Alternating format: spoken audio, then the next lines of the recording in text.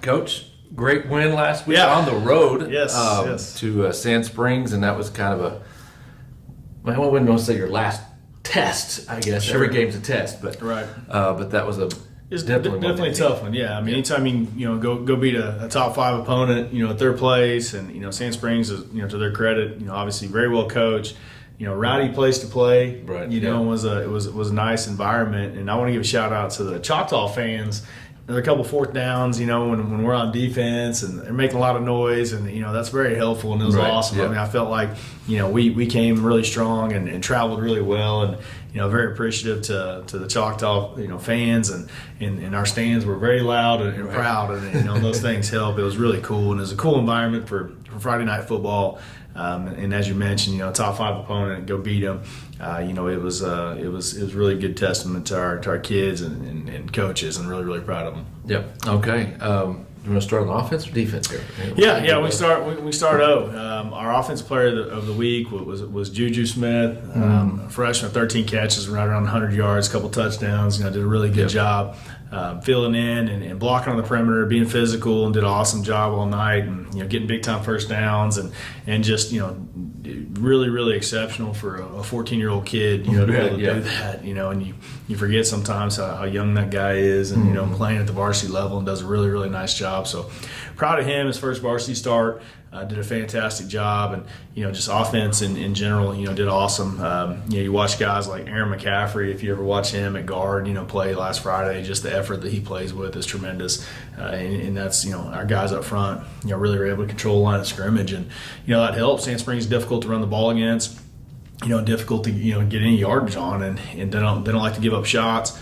Jack Smith came up with the first opening touchdown, a big one, and great pass from Still Wassel. Did a fantastic job in just managing the offense and being opportunistic and converting big third downs and stuff like that. Yes. Really proud of him. And then at the end, obviously when we needed it, Latrell Ray busted off a big run. Really exciting. And it's kind of cool. And those guys blocking, R.J. Jackson and Jack Smith and Jackson Burchett and Brooks Haythcock and all those guys just being really physical at the point of attack and just blocking and being unselfish, playing gold standard football. Really cool. And it was an exciting night. And we needed that win, obviously, to all but secure, the home field advantage in the playoffs, which is really cool. We'll be hosting a playoff game again this season, which, last year we did, and that was the first time in, however many years, 50 years or something, whatever it is. You historians know better than me, but, until our kids are able to do it for the second time now, and so it's kind of neat. And this is the first time since last year. Yeah. So, not quite as long. So back-to-back. Exactly. So not quite as long, but really cool, And so those guys did awesome. Really proud of them, and be able to put up that many points. Yeah, 41 points. Really cool. Yep. So on the defensive side, we're gonna give you Mr. Dooley's. He calls in. I don't know if you know this. Okay. He calls into the radio to give us scores and the stats to everybody. So Mr. Dooley's player of the game was Deshaun Brown. Hard to argue. Hard to argue. Yeah, and that was incidentally that was ours as well. Yes, that was our staff's player of the game as well. Defense player of the game, Deshaun. We joke with Deshaun like he had a career's worth of highlights in one game. And like a lot of people, if you played an entire 4 years of high school, if you compiled those highlights, you'd be pretty happy with it. He did it in one game. Just absolutely unstoppable, just relentless. That's what we love about Deshaun. That's what's got Deshaun on the field. And a lot of stuff people that may not know about Deshaun is Deshaun played JV for us as a sophomore. He was a junior varsity player. And we kind of saw that spark in him, and because he's always had, we call him Wild Man because he only has one gear. Like he goes full speed in practice, full speed in games, full speed every snap. And at the time he weighed about 160 pounds, but you just would see this kid's motor, and you're like, man, we got to find a way to get that kid on the field. Was that Mr. Dooley calling right there? Yeah. Actually, I think you said that's the way we got to get him on the field. Ding, ding, you had it right there. You're trying to figure out a way to get this guy on the field because he's, the kid he's so relentless in everything that he does. And now he's, 255, 260, and a big, strong kid, and still plays like that. And so, it's a testament to him. He was absolutely unblockable, just a nightmare. And, a couple times, he was actually triple team. He had a guard, tackle, and a back on him, and he's still able to go make plays and just, continue just to, work each and every, snap. And that's exhausting to go that hard for that long. Yeah. and he's able to do it. So Yeah, and he frees up those other guys. oh yeah, yeah, a million pressures, 4 sacks, and just the stat line was crazy, and just did a great job all night, and just really kept making plays, and and then other guys on defense as well, making plays. Ethan Rowan was making a lot of plays. Matt Smith, Bolton Hawkins with a huge hit. I think kind of set everybody. Those things are energizing. Those kind of big hits and things, and nothing ever malicious or dirty or anything. But if you've ever played football, then you have a little chip on your shoulder, and if you want to hit people. That's what football is about. And obviously, we always want to do it in a safe manner and all those things. But bottom line is that it's an aggressive, physical game, and Bolton Hawkins is a physical kid, and did a great job. And Will Smith had a nice night. Cameron Hunt had a nice night.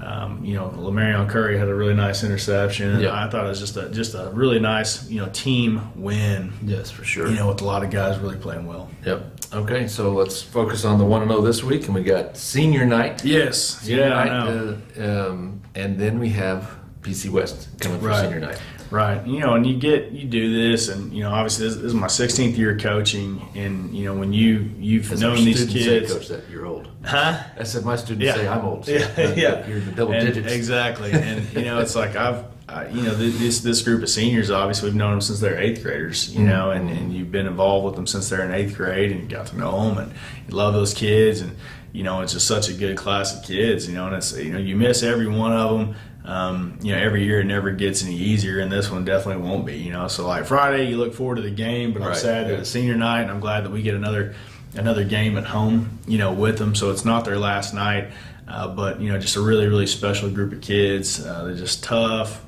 group. When they came in, Choctaw, we weren't super successful, and they just kept swinging the hammer every day and just working and just trusting things, and developed themselves into setting the tone that younger kids want to be like. Bars absolutely, here, so we got to get up yeah, there. absolutely. Now at Choctaw, if you don't win a state championship, then you failed. Whereas 5 years ago, if you're trying to win 3 games, if you made the playoffs, people are ecstatic. Now you're expected to go beat everyone, and for that I say you're welcome. And and I say that those kids, stick their chest out a little bit and be proud of that, because they've been able to set that bar, as you said. And you go watch our elementary schools, our young guys, and they want to be like those guys. They want to wear those uniforms and grow up to be like them, and run out of the smoke with Bill Jensen. That's really cool. And so I always tell them what Coach Porter on our staff talks about, what's your legacy? What's your legacy going to be? And these guys have definitely left that, and we're not done yet, but they've left a great trail for other people to be able to follow. Yep. Okay. So we got PC West in the house, and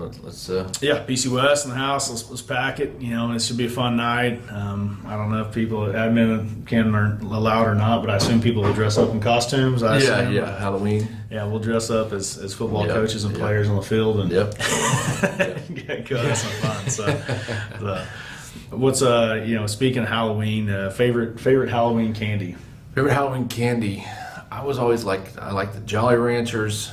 I don't know why, just anything a little sweet. Not too much of the chocolatey side of things. Maybe some sour stuff. What about Skittles? Skittles were good as a kid. And just Skittles. The little chewy hard candies were all good. Yeah. Any type of Sour Patch Kids or anything like that? No.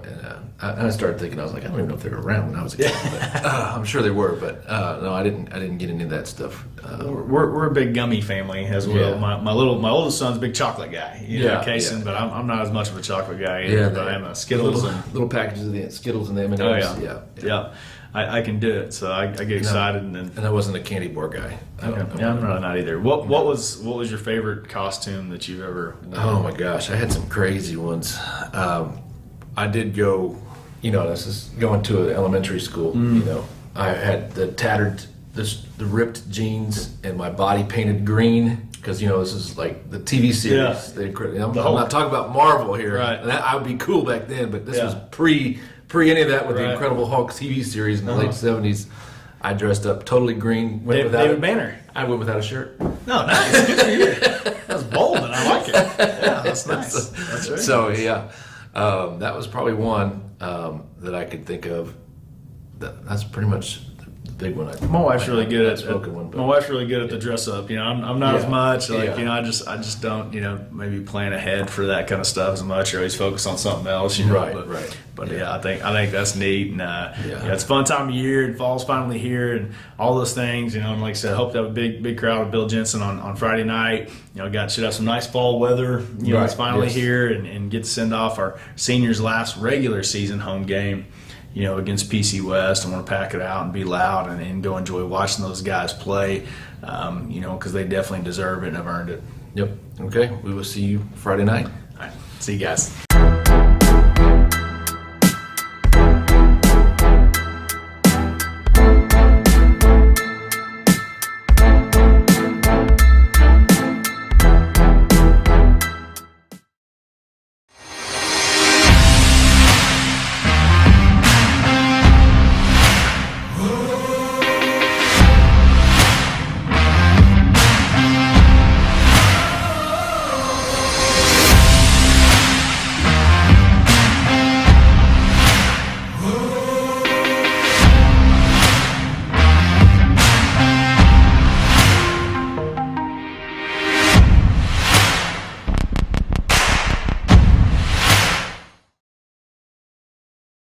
Hi, I'm David Gleason, owner of Dave's Driving School. Hope you're enjoying the game or the match, whichever it might be, and we hope you keep us in mind for all your driver's education needs. We offer comprehensive driver's education for your insurance discounts and to get your permit. We offer individual driving lessons for both teens and adults. And we offer the state driving test when it comes time for you to take your drive test for your license. Just keep us in mind for all your driver's ed, and go Jackets. If you've lived in Oklahoma long enough during storm season, you know that the storms bring lots of hail damage to your roof. With that hail damage comes an insurance claim, and there's no one better to call than Cantrell Roofing and Construction. Since 1987, A+ Better Business Bureau rated, state licensed, bonded, and insured, our full-time staff takes all the stress out of an insurance claim or any project.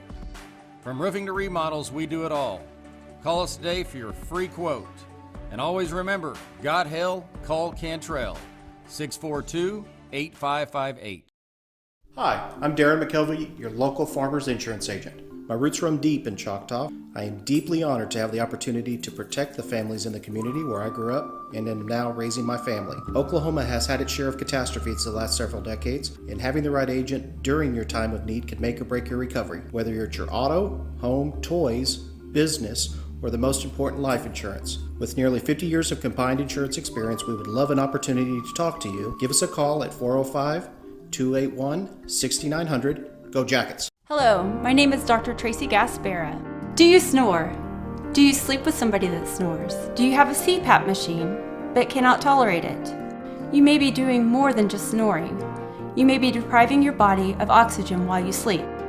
You may be suffering from a medical condition known as obstructive sleep apnea, or OSA. OSA is where there's an obstruction in the airway causing an impairment in the way you breathe while you're sleeping. Give us a call to find out more about sleep testing and treatment options such as oral appliance therapy. Tyler Pest Solutions, the gold standard in eastern Oklahoma County in pest control. Spiders, ants, fleas, scorpions, mice, rats, general pest control, termite control. We do it all. Independently owned and operated right here in Choctaw. As the leader of the eastern Oklahoma County pest control, you can count on Tyler Pest Solutions to use the safest, eco, and pet-friendly products available. The only bug you can't beat is a Choctaw Yellow Jacket.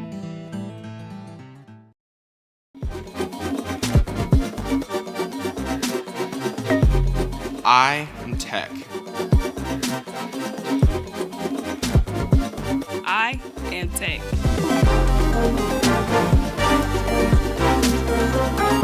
I am tech.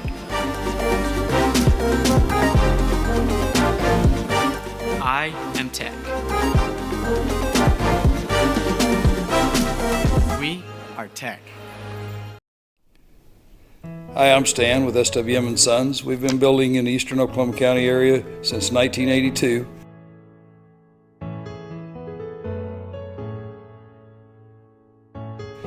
We We can help you with the plans from start to finish, or just use the ones that you have. We'd be happy to build on your land or ours. We have subdivisions, or just build on yours. Give us a chance to earn your business today. Thank you.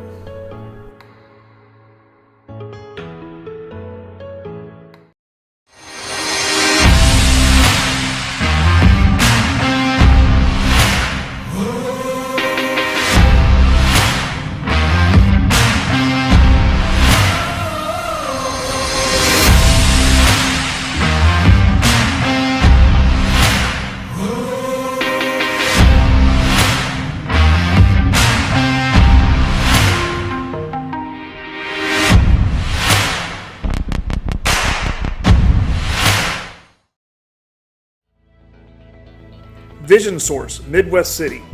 We believe life is all about your vision. How clear is your vision? Vision Source Midwest City is the leading provider of optometry services and vision care products in the Choctaw and Midwest City community.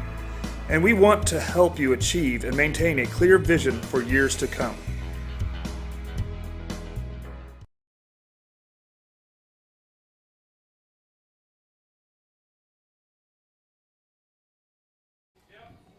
And we're on. We're live. You should be able to hear us maybe a little bit. We're here early. Did you tweet it out that we're on early?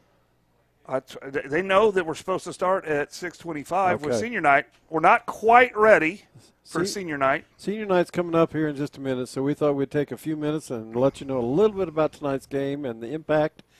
Here we have Putnam City West. They have not won a game yet this year. That's correct. They've struggled. We looked at their roster. They have 8 seniors, and they have 5 juniors. That's right. That means they have 13 upper-class kids. 13. Other than that, they have 17 sophomores and 15 ninth graders. So 32 of their 45 kids are underclass kids, or kids that would normally be playing JV football on on an off night. And what I want to say about them, but they're here. They're excited. They're ready to play football. They are here. I don't know how well they expect to do, but I have a lot of respect for this football team. They're coming here. They're ready. They're excited. I know they're pumped up in their locker room. They're ready to play. We saw them out there going through their warm-ups. They're going to give us all they got, and if it's not enough, then it's not enough. But I got a lot of respect for them showing up here. As well, they are playing for the love of the game. They don't have playoff. There's no way they're going to reach playoffs. They haven't won a game this year. They're not going to win conference. They're playing because they love the game, and that's what high school sports is all about. Is kids that go out there and play because they love the game, because they want to be part of a team, and they want to represent their school. That's right. And it kind of breaks my heart that there's not any more seniors or juniors out than that, because it ought to have a lot of seniors out there playing. But that's the way it is, and that's the way it's going to be tonight. And I'm sure that's the reason they've struggled this year. And we will play, and hopefully here on senior night, everybody will get a chance to play. And we will try to keep everybody entertained tonight as we go along. We will try, and yeah. Seniors are going. Wait. We got to turn around. We got seniors. They're starting to go. No, they're going. That's right there. We got Deshaun Brown going out. Okay. Well, hey. Is it? No. Number 2, Curry is the first one. Okay. Okay. So are we back on them? We're back on them, yeah. All right. No, we need to switch back to them over there. Well, that's Curry, number 2, with his coming out there with his mother. His mother, which is Marquay Coleman. Dad Willie Curry and wife Andrea, grandmothers Pamela Coleman, Barbara Curry, and siblings Tori, Tay, and Ayana. His future plans are to attend college and pursue his dream of playing football at the next level, as well as to get a business degree. His quote is to remain positive to get positive results, and so that's number 2. We also got Deshaun Brown out there, escorted by Deshaun Brown, and Cash Brown and Keisha Brown and Lisa Brown. Future plans: go to college and play football. We don't know where, and become an engineer, then a football coach. Quote: if you want to succeed as bad as you want to breathe, then you will be successful. And then our next young man, number 4, Jackson Burchett. escorted by Rachel, Danielle, Jared, Chris, Cash, Carter, and Helena. His future plans to become a firefighter. His quote, if my mind can conceive it and in my heart can believe it, then I can achieve it. Muhammad Ali, quote. We also have number 5, senior Bolton Hawkins, escorted by mom Ashley Polk, big sister BB, little sister Maria. Future plans to go to college. Quote, some dream of it while others work for it. And then now we're kind of caught up, so we're sorry, you guys. We were kind of caught off guard that they were started. Number 9, Julius Pruitt is the next young man coming through the line, escorted by his mom Kelly, his dad Julius, Alora, Leilani Pruitt. Future plans to open a restaurant serving a variety of foods. And his quote, hard work beats talent when talent fails to work hard. And he is a hard worker. Yes, he is. And next up is number 12, senior Ethan Roan, escorted by Misha and Rocky Mayberry, Kevin and Sasha Roan, Taryn and Maddox Roan, Kelsey Mayberry. Future plans to play college baseball at Murray State College. Quote, small steps in the right direction can turn out to be the biggest step of your life. And they're coming through the line with ROTC cheerleaders, Palm, and the cheer, as well as the coaches, as they honor them as they come through. The next senior is number 20, Matthew Smith, escorted by his mom and his grandmother. His future plans are to play college ball or just make a lot of money. Don't we all wish that? And his quote is, don't compromise yourself. You're all you get. That's number 20, Matthew Smith. All right. Now we can slow down and breathe. They went from not set up to set up and going quickly. Here's the next one, number 26, senior C.J. Smith, escorted by mother Sheree Felix, father Martinez Smith. Future plans to become a physical therapist. Quote, great things come from hard work and perseverance. No excuses. Kobe Bryant.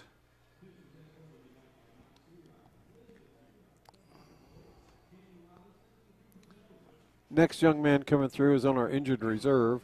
Number 28, Spencer Bowles, got hurt playing football out here the other night.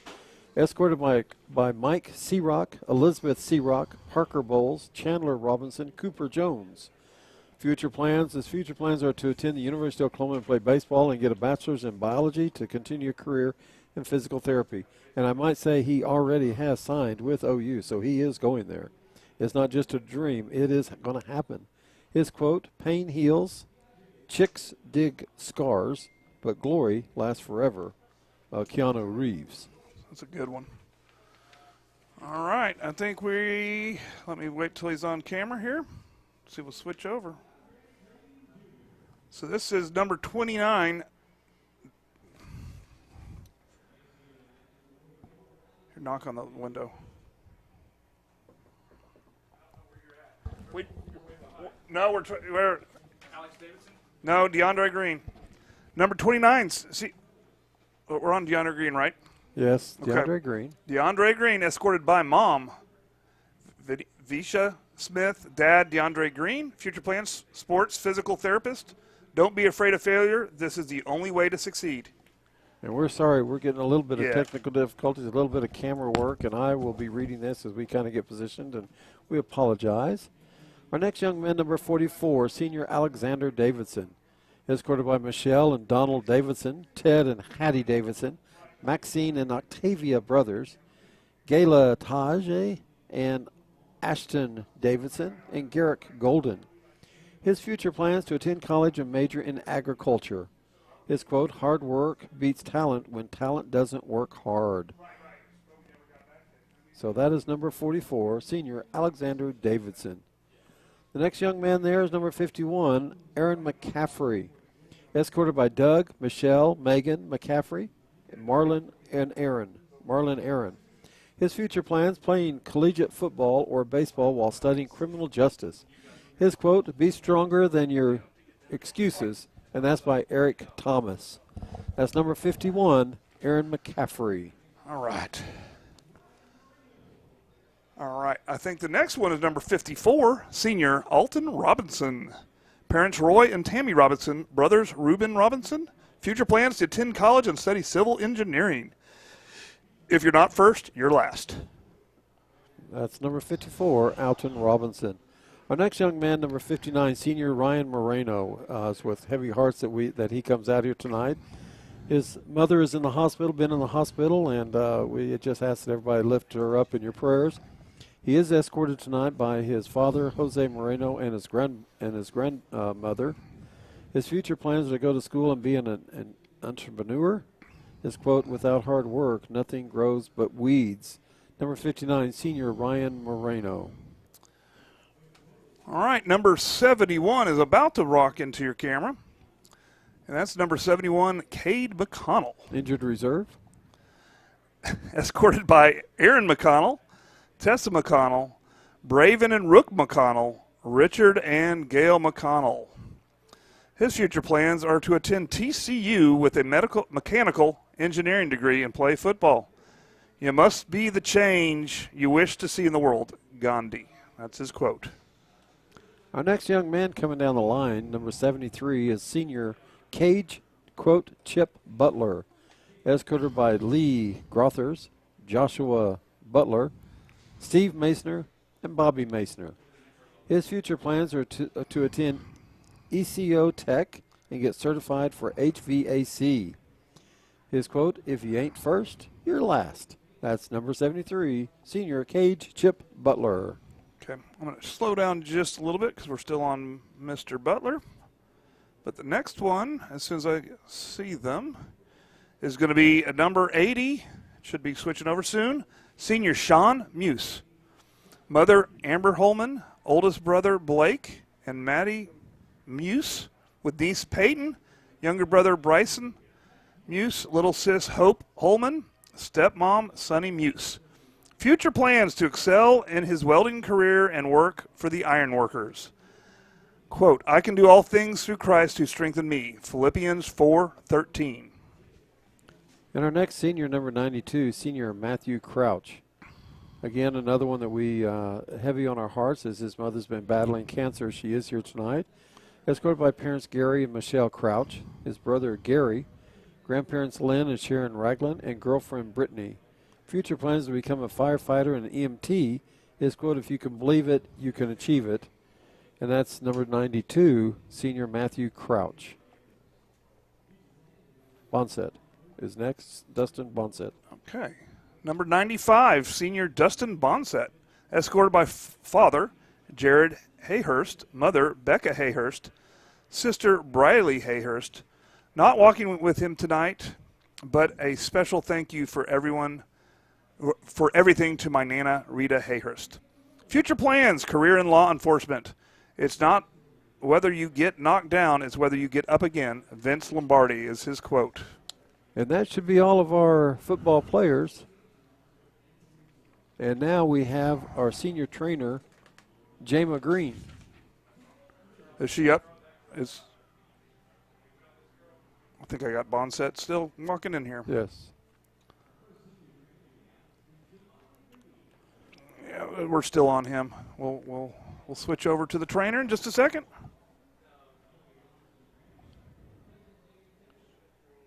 We can go and start it. Senior trainer Jemiah Green, escorted by Lila Barton, Melva Robinson, and Jada Taylor. Future plans are to attend college and pursue a degree and become a successful entrepreneur. Along with being in college, Jama plans to expand her hair business and then eventually have her own chain of businesses. Here's a quote, "My mission in life is not merely to survive but to thrive, and to do with some passion, the same compassion, and some humor and some style."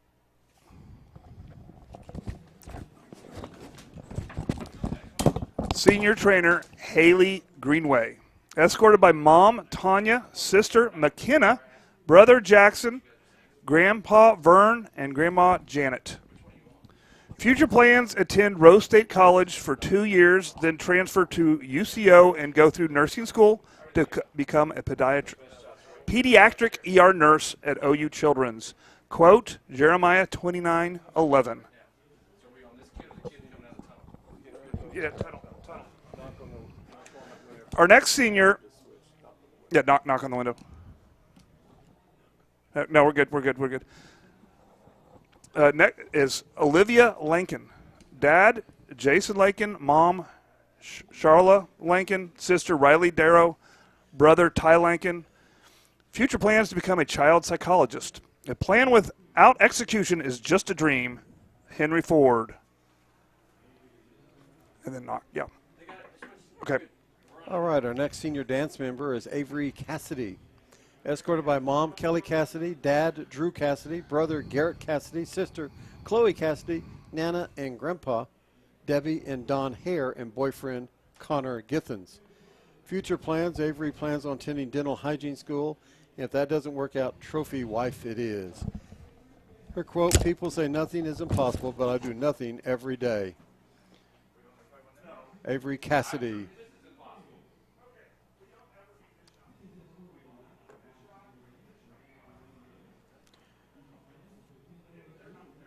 The senior dance team member, Sydney Davis, escorted by mom Sherry Davis and dad Dwayne Davis. Future plans to attend OSU and major in engineering. Quote, remember where you are now is where you once wished to be. Sydney Davis, senior dance team.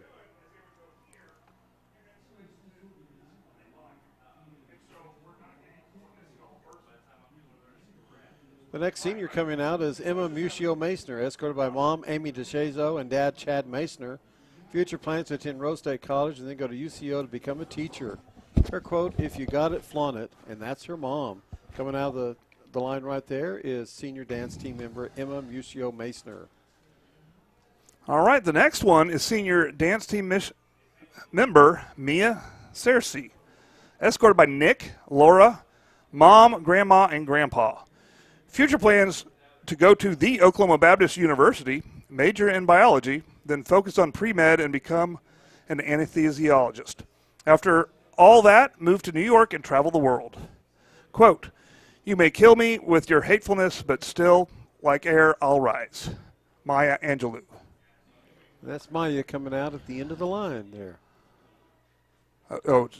Is that not? That's Maya. That's right there? Yeah. Okay, good. All right, now do the next one. Our senior cheerleader is Lexi Agee, escorted by Kevin Agee, her dad, Christina Agee, her stepmom, Marcy Fenimore, her mom, Artie Fenimore, her stepdad, Knox Fenimore, her brother, and Madley Agee, her sister. Her future plans to attend UCO to become an RN or a nurse practitioner. Her quote, you must always have faith in people, and most importantly, you must always have faith in yourself. That's senior cheerleader Lexi Agee. All right, our next senior cheerleader is Avery Crosby, escorted by Jamie Griggs, mom, John Crosby, dad, Zach Griggs, stepdad, sister Emma Crosby, and Josie Crosby. Helena Griggs, stepsister, Ross Griggs, stepbrother. Future plans, attend OU and major in psychology. Quote, the only person you should strive to be better than is the person you were yesterday. And that should be no. Oh, we have another senior cheerleader. Yes, we're still going. So we can get the other one, senior cheerleader. Next one coming out is Natalie Farmer. There we go. Escorted by Sabrina Farmer, her mom, Cody Farmer, her dad, sister Shelby, Lamb, Nicole, Alyssa, and Ava Farmer. Her future plans to get a PhD in psychology and become a clinical psychologist. Her quote comes out of the Bible, Romans 14:19. Let us pursue what promotes peace and what builds up one another. Senior cheerleader, Natalie Farmer.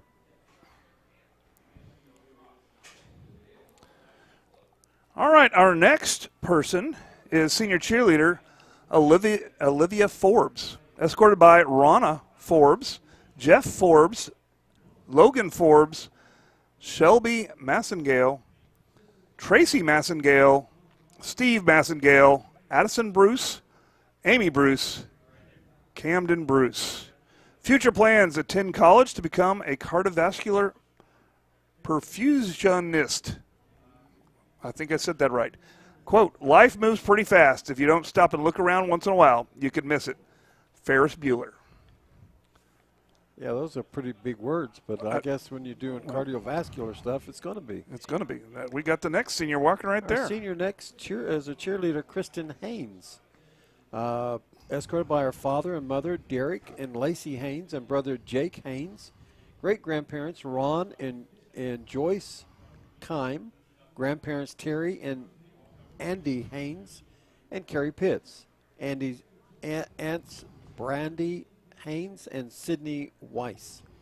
Her future plans: go to college, become a pediatric nurse practitioner. And her quote is by John Wooden: little things make big things happen. The senior cheerleader, Kristen Haynes. All right, our next person, senior cheerleader, Kyla Spigarelli. Mom, Danielle Spigarelli. Dad, Gary Spigarelli. Brothers, Camden and Aiden. Sister, Zoe. Future plans: go to Rose State to get an associate's degree, then heading to OU to get the bachelor's in business. Quote, life has no limitations except the ones you make. Les Brown. Oh. And now coming out, last but not least, senior cheerleader Emily Weaver, escorted by Crystal, her mom, Michael, her stepdad, Dylan and Derek, her brothers, Joyce, her great-grandma,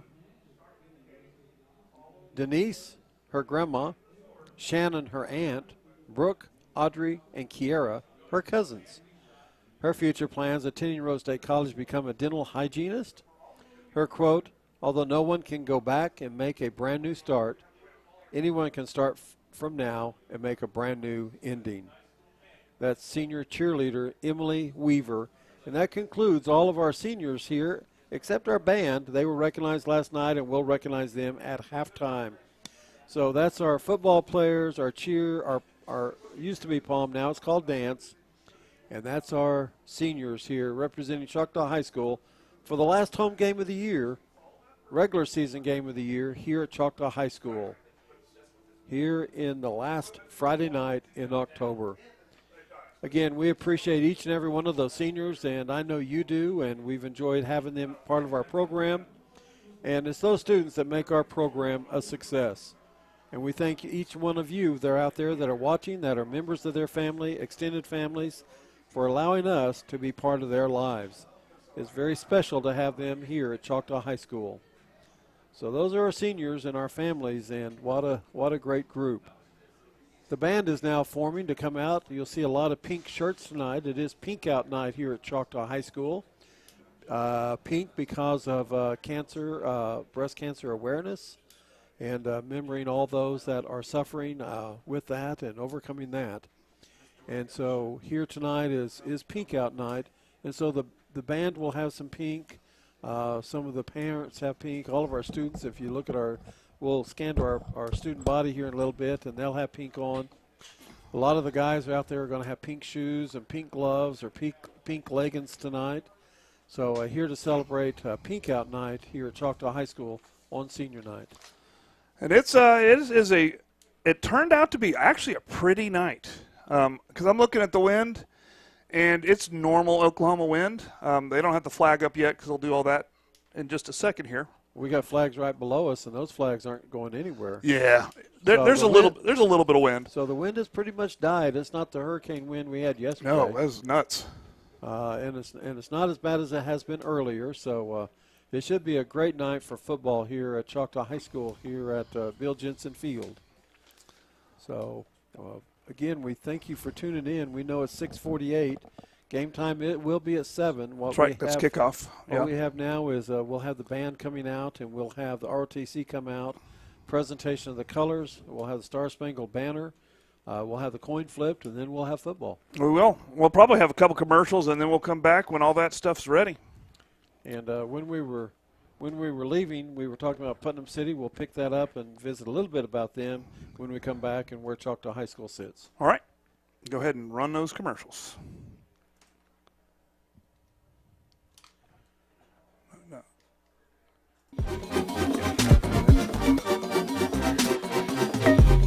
I am Tech. I am Tech.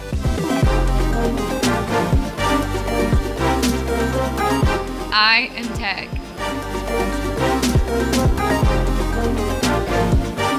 I am Tech. We are Tech. Tyler Pest Solutions, the gold standard in eastern Oklahoma County in pest control. Spiders, ants, fleas, scorpions, mice, rats, general pest control, termite control. We do it all. Independently owned and operated right here in Choctaw. As a leader of eastern Oklahoma County pest control, you can count on Tyler Pest Solutions to use the safest, eco, and pet-friendly products available. The only bug you can't beat is a Choctaw Yellow Jacket. Hi, I'm Stan with SWM & Sons. We've been building in the eastern Oklahoma County area since 1982.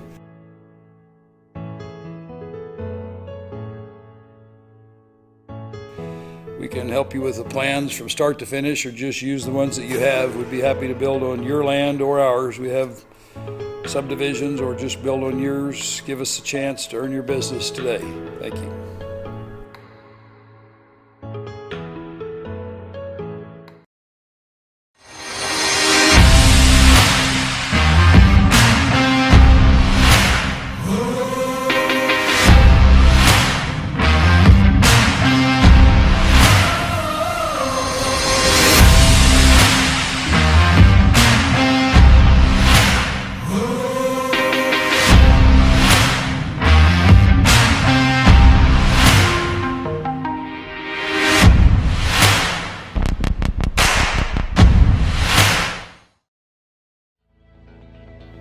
Vision Source, Midwest City.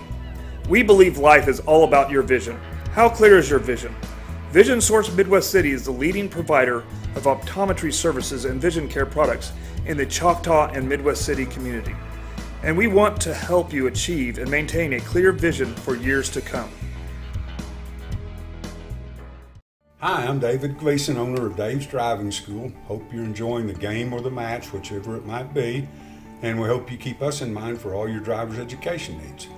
We offer comprehensive driver's education for your insurance discounts and to get your permit. We offer individual driving lessons for both teens and adults. And we offer the state driving test when it comes time for you to take your drive test for your license. Just keep us in mind for all your drivers ahead and go Jackets. If you've lived in Oklahoma long enough during storm season, you know that the storms bring lots of hail damage to your roof. With that hail damage comes an insurance claim, and there's no one better to call. Hi, I'm David Gleason, owner of Dave's Driving.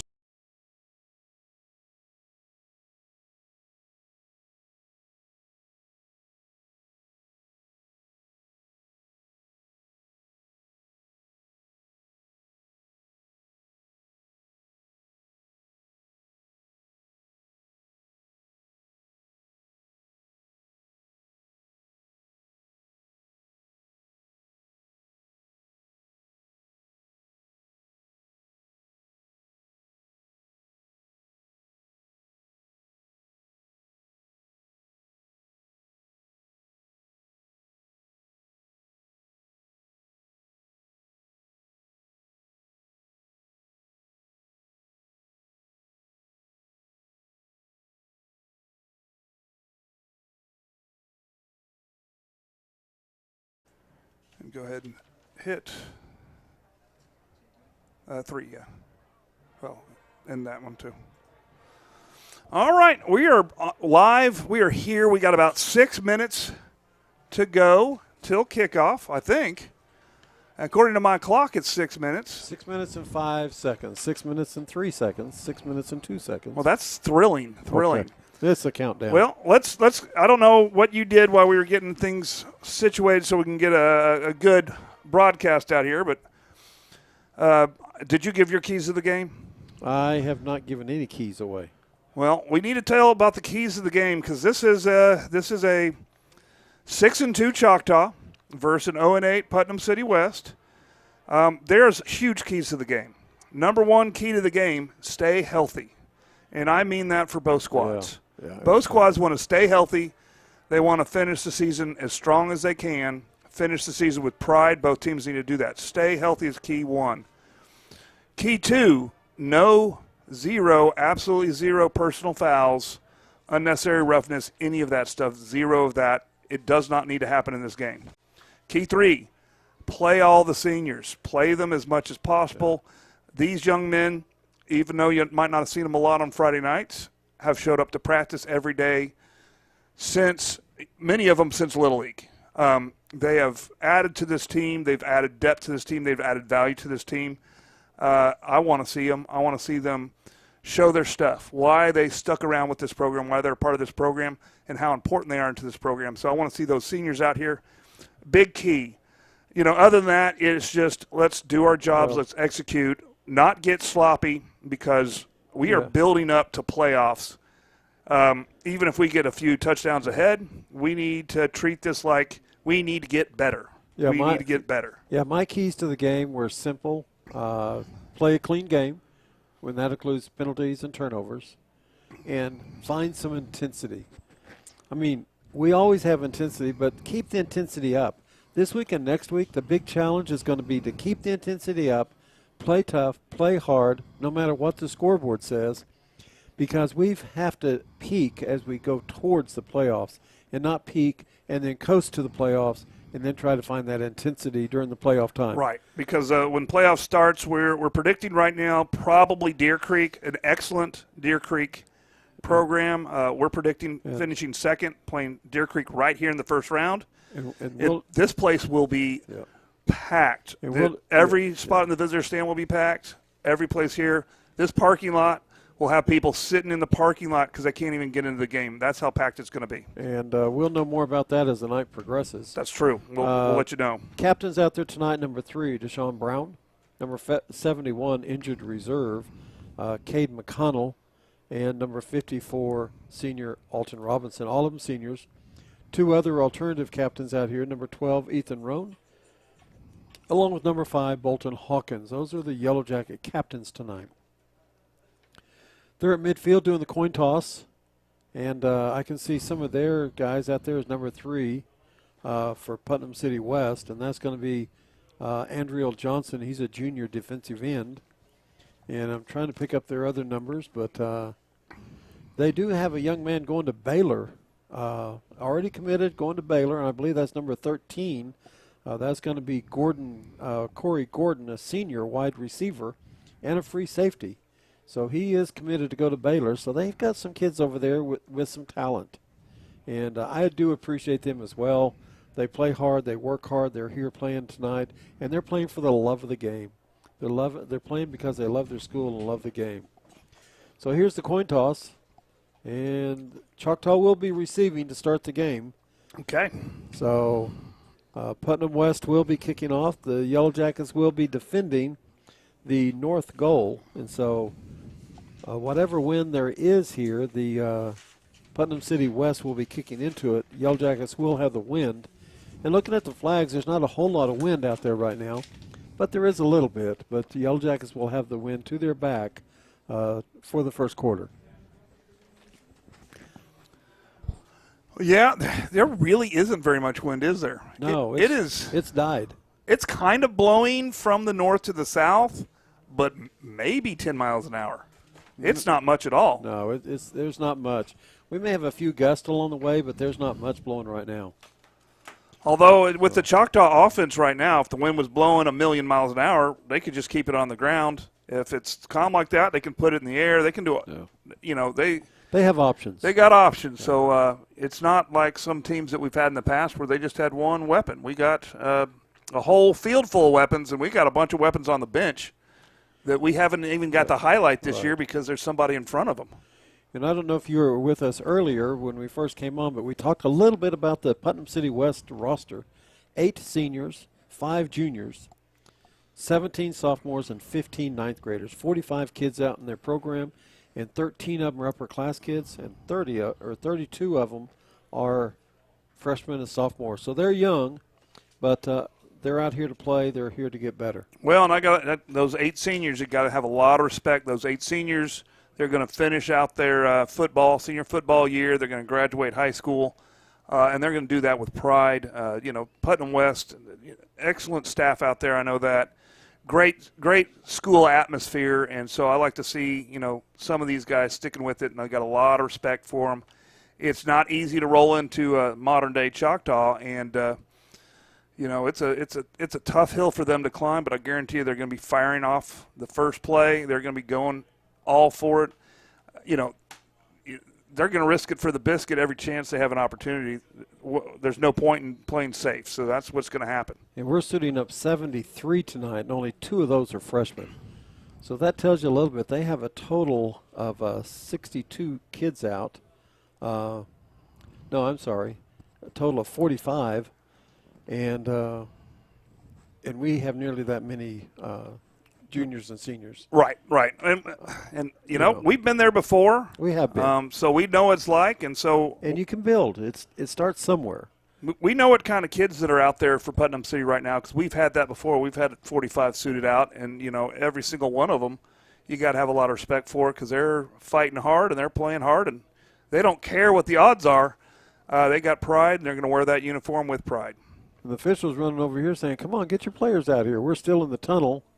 Or we're still trying to get lined out. I don't even see our team out here yet. Well, and unfortunately, West is out there ready to kick off. Can they kick off when we're not out there?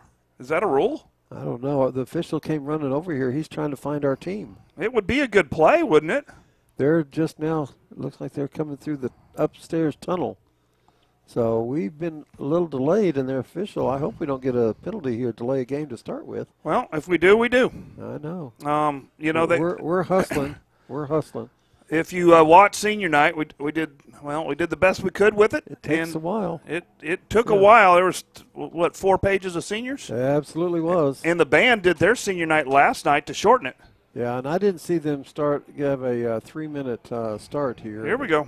Well, you don't do the 3-minute except at halftime. Well, we should do it at the start after they do the coin flip. They don't, because they've already done warm-ups. Well, we're. Huh? We're on, yeah. Come here. Hey, no, come here. We got a problem. Oh, no.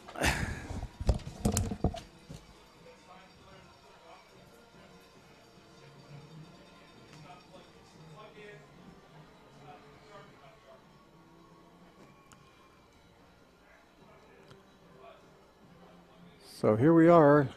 Teams are coming out, and everybody's going to make their way back to the stands. Our team's going to come out and make their way. And Putnam West is ready. They're on the field. They're ready to do the kicking, and they're ready to come on. They're saying game time. And sure enough, it's 7:02. They're ready to go at 7 o'clock. So coach is coming over here telling our coach, "Get your guys on the field. Let's go." So our guys are headed out. Number 12, Ethan Roan going back. Number 6, Juju Smith going back. 26, C.J. Smith going back.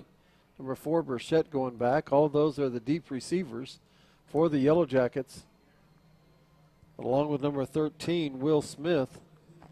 And they're all going back anticipating the kickoff. The kicking off for Putnam City West is number 17. That's a freshman, Brandon Garcia. And he just does the kicking's all he does, but he is their kicker. He is a 9th grader. So here we go. We're ready to start, and there's the kickoff, and it's going to go down, and we're going to take it on about the 12-yard line. We're going to turn to the 20, the 25, the 30, the 35, the 40. He comes down the edge. He looks to the edge. He gets knocked out of bounds right about midfield, and that's Jackson Burchette, number 4, returning that kickoff from his own 12 out to the 49-yard line. So that's a 37-yard kickoff return for the Yellow Jackets. It sets up first down and 10, and the ball at their own 49-yard line. Yellow Jackets now will take the first series and see what they can do with the ball. And leading them will be the quarterback, Steele Wassel. Steele Wassel is a high recruit as a junior, as he leads them. And going to the backfield, it looks like 15, Latrell Ray will be in the backfield with him. Number 6, Juju Smith in the slot, along with R.J. Jackson, number 25. Single back is Latrell Ray. So the chains are set. Here we go. We're getting ready to start. 11:52. There's the snap. There's the look. There's the give. Latrell Ray. Latrell Ray picks up 8 on the play as he goes off the left side and goes out between the guard and the tackle and picks up 8. So that's 8-yard run, open up the series. So a second down and 2 by number 15, Latrell Ray. The ball now on the 43-yard line of the Patriots, or the Putnam City West. So now we have double back. Latrell Ray in motion. There's the snap. There's the look. There's a fake to Latrell Ray. We're giving it to Juju Smith. He comes around the right side, and he's out. Number 25. That's R.J. Jackson leading the blocking out there. Juju Smith takes the ball down to the 27-yard line. He picks up 16 yards on that run. That's number 6. That's the freshman, Juju Smith. First down and 10, Yellow Jackets, and the ball's at the 28-yard line. Once again, we got empty set. There's a snap. There's a look. There's the flare pass. It's out. It's complete to Latrell Ray. Latrell Ray gets a block, rounds the corner, and he's going to go into the end zone. And that's a touchdown for the Yellow Jackets. And that's number 6 out there, Juju Smith, making the block. And that's a 28-yard TD pass. And that goes from Steele Wassel to Latrell Ray.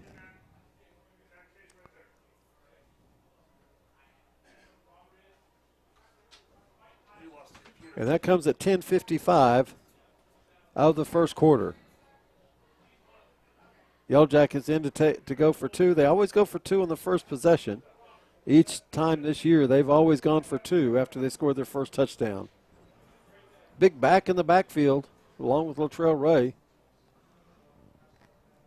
There's the snap. There's the look. There's the give to number 54, and our senior's going to score a 2-point conversion. And that's your captain, number 54, Alton Robinson, sets up in the backfield and runs a 2-point conversion.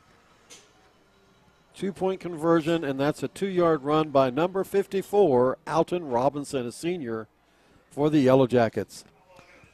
So with 10:55 in the first quarter, the Yellow Jackets score in their first possession, 8-0, and they score on 3 plays, an 8-yard run, a 16-yard run, and a 28-yard pass. The touchdown pass to number 15, Latrell Ray. And that's how the game starts here in the first quarter. So Coach is getting his kickoff team out there, getting all of his guys together, and we will kick off now. Less than 2 minutes into the game, leading 8-0. All right, excitement over in the camera room. Our old computer died. Oh, no. So do we get a new one hooked up in it? We don't have a new one right now. We're gonna definitely get a new one, but yeah. So are we on? We are on. Our brain works. Our good computer works. Our switcher doesn't. So we just. So we're gonna have a one camera right now. Okay. So yeah. Woo. So that makes it easy. They're going to be able to follow the action with the one camera. That's right. Doesn't make it easy, but it does mean that we're going to have to do different things. So we took a bunch of equipment out so we can get better shots. Okay, and they'll be able to zoom in when they need to, and we'll get it figured out. So there's the kickoff, goes into the end zone, and so doing your kicking chores tonight is a young man that's been doing it all year long. That's a junior, Tommy Yowsey, number 35. Right, good deal. So number 54, Alton Robinson, your center, lined up in the backfield, got the handoff, and rambled into the end zone from 3 yards out for the 2-point conversion. On senior night, the senior scores, and so now it is 1st and 10 from the 20-yard line for the Patriots, and let's see what the Patriots have on offense. There's a snap, there's a look, there's the give to number 25. He goes down the line, and he gets the loss of 3 on the play. Yellow Jackets are strong in the run this year.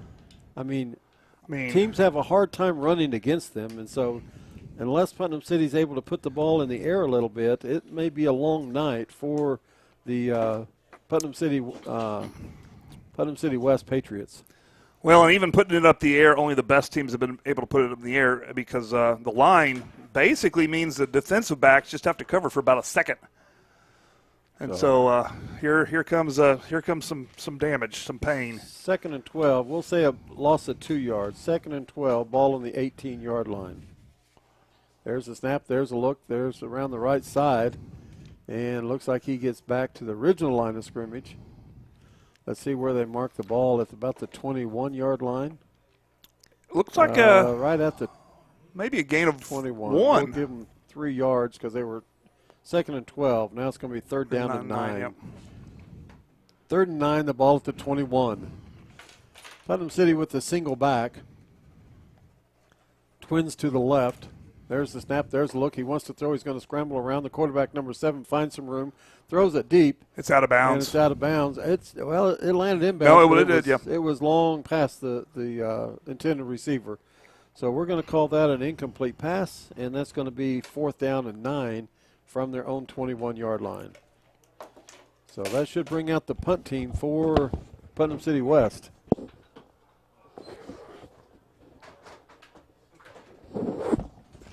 And back deep for the Yellow Jackets is number 16, Cash Williams, a freshman. And there's the kick, and they got a rugby-style kicker, and he got it away. It was low, but it's going to roll back, and Yellow Jackets going to get the ball at the, looks like the 46-yard line, where they'll take over 1st and 10 at their own 46. Okay, well. And I thought, you look and you think they're going to run it, but in watching their kicker at the start of the game, he's a rugby-style kicker where he gets it, and he's left-footed, and so he has to come to the left to get that kickoff, to get that punt off. And this time he was going the opposite direction, which really made that tough. Right, but that style prevents blocks because it really helps out the line, so that's why they do that. We do have, it looks like, a Twins formation with single back. Wassel gets the ball. It's on the ground. He picks it up. He scrambles around. He takes it. He's going to run it himself. He's going to pick up 10, 15. He slides down at the 31-yard line. So that's going to be, let's see if they mark it at the 31. So it's 1st and 10 at the 31. That's a 23-yard run by number 7, your quarterback, Steele Wassel. 1st and 10, ball at the 31-yard line. Last time Yellow Jackets went 51 yards in 3 plays. This time they pick up 23 on the first play. Empty set, Wassel by himself. Quad's right. There's the snap, there's the look. He wants to throw. He steps up. He finds the receiver all alone. That's number 15. Touchdown, Yellow Jackets! That's with Terrell Ray with his 2nd touchdown in the first 3 minutes of the game. Last time it was a 28-yard pass. This time it's a 31-yard touchdown pass to number 15, Latrell Ray. A lot of good that's been happening with this. You see people executing. You want to see people executing. You see people focusing. You see people playing, going 100%. That's what you want to see here. 2 plays, 54 yards. And now in to do the extra kick, do the kicking chores is Yowzy. The holder for the Yellow Jackets, number 8. That's Jack Smith, the junior. There's a flag. Yeah. And I believe it's going to be on the Patriots for jumping. So that'll be their first penalty. We should probably decline it. Yeah, we're declining. We just want to take our kick. Coach is going to have to do the best he can to try to keep this score down. Of course, we got to play our game first. They say you get 1/2 of football before you need to call off the dogs. So it's going to be a 20-yard extra point. The ball's down, the kick's up, and it's got plenty of length, and it's straight as an arrow. And so the extra point, Yowzy with the extra point. All right. Since we did that, let's go ahead and run a commercial here. And so we'll run our next commercial, and we'll get it going. Cantrell Roofing and Construction. Since 1987, A+ Better Business Bureau rated, state licensed, bonded, and insured, our full-time staff takes all the stress out of an insurance claim or any project. From roofing to remodels, we do it all. Call us today for your free quote. And always remember, God hell, call Cantrell, 642-8558. Hi, I'm Darren McKelvey, your local farmer's insurance agent. My roots run deep in Choctaw. I am deeply honored to have the opportunity to protect the families in the community where I grew up and am now raising my family. Oklahoma has had its share of catastrophes the last several decades, and having the right agent during your time of need can make or break your recovery, whether you're at your auto, home, toys, business, or the most important life insurance. If you've lived in Oklahoma long enough.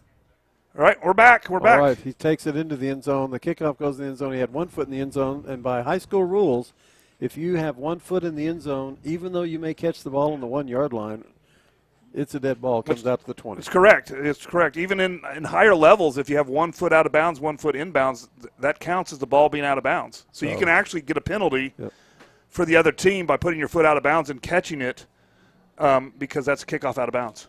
So this one went into the end zone. He was wanting to run it out, but it's 1st and 10.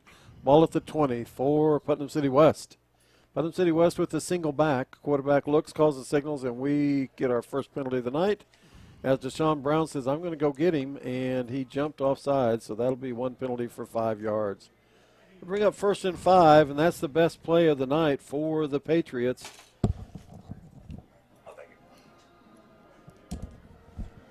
First and 5, ball on the 25. Deshaun Brown revs the engine up. There's a handoff. There's the give. And he's going to get tackled at the 24-yard line. Lost 1 yard on that run. So it's going to be 2nd down and 6. The ball now at the 24-yard line. So the Putnam City with actually no yards of offense yet. They had 1 yard in the first series, losing 2 yards, picking up 3, an incomplete pass, and minus 1 yard on that run. So they have 0 yards of offense yet here. Just their second possession, though. 2nd and 6, the ball on the 24. Quarterback's back. He looks over. There's the snap. There's a look. Oh, no. Inside, and we've got him, and he swarmed down. That's Ethan Roan, number 12. And let's get number 20. I believe that's going to be number 20? Smith, I think. That's Matt Smith, of course, yeah. And along with number 26, C.J. Smith. So that's a loss of, it's going to be 3rd down and 12. That's a loss of 6 yards. So 3rd down and 12, and now the ball's on the 18. And that was just a swarming defense as they swarmed the quarterback. He couldn't go right or left. He had pressure on both sides. This is kind of a perfect storm for Putnam West. There's the quarterback. He looks. Deshaun Brown says, "You're not going anywhere." And he's got sacked. No, that's not Deshaun Brown. That's I believe that's C.J. Smith that gets it. Let's see. That's going to be number 26. Yep. That's C.J. Smith with the sack. So that's all the way back to the 11-yard line, and so that's going to be 4th and 19. And they're going to have to punt. So that's 7 yards loss on that. They were trying to pass. The quarterback had no time as he was running for his life. And it's now a punt with that rugby-style punter. Oh, he is hit. And it's partially blocked, I believe. Partially blocked. The no ball's flag. Going to roll out of bounds. And let's see where it rolls out of bounds at. Looks like maybe around the 40-yard line.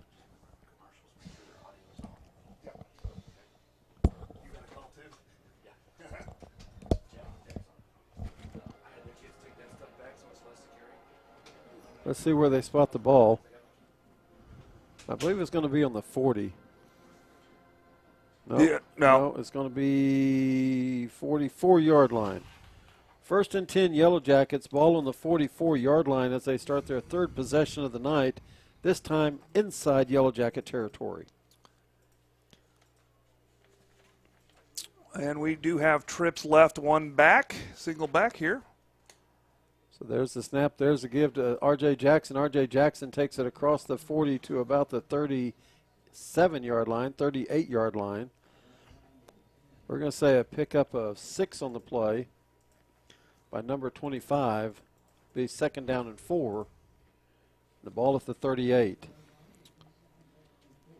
So 6-yard run by number 25, R.J. Jackson. R.J. now goes out in the slot on the left. The back, number 15, Latrell Ray. Wassel looks over the defense, calls the signals. He gets the ball. He runs to the right. He throws back. He throws it back to the left, and the ball's dropped. And he's still going. They called it a fumble, and he's still going. And they finally blew it incomplete. Oh, he's calling incomplete back here. Yeah, I'm not sure. It looked like everybody thought was going on. 3rd down and 4, and if you'll look to see that young man running the ball, that is one of our big boys that was out there running at that time. Oh, yeah. I'll have to get that number as they're letting guys play positions that they don't normally play. Well, it could have been just a tackle-eligible pass. It could have been. 3rd down and 4, ball at the 38. Did we get that number? I'll get that. Is that 58? I believe it is. Gabe Gaines? Gabe Gaines, number 58. So 3rd down and 4. No back. Empty set. There's a snap. There's a look. We get it. We're going to throw Going it. to Ray again, and it's caught. Ray with the Touchdown, Yellow Jackets. 37-yard touchdown pass from Wassel to Ray. His third touchdown in the first 6 minutes of the ball game. Can I call that a hat trick? Yeah, you can do that. Okay, hat trick. We're going to go to commercial. We're going to do the extra point first? Yeah. I thought we were going to do the extra point first. Yeah, I was getting ahead of ourselves. I was trying to get a commercial running.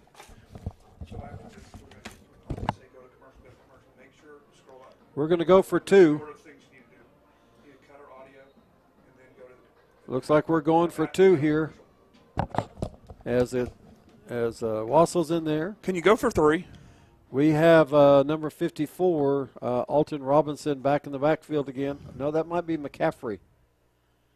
Let's see who this is. There's the snap. There's the look. There's the give. And it's McCaffrey. And he gets the 2 points. His 2-point conversion.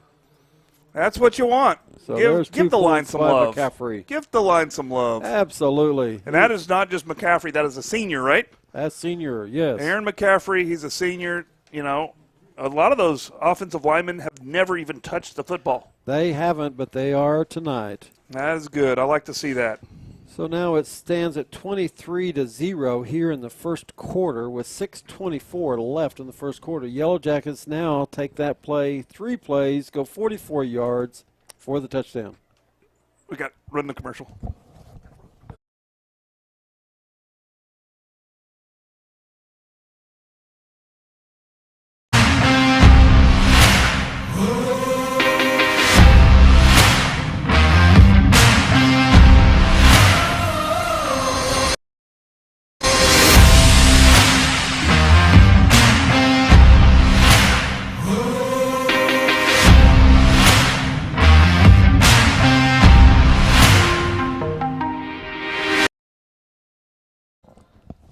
All right, sorry we had to cut that short. We'll get everything going smoothly. Just takes a while to get everything going sometimes.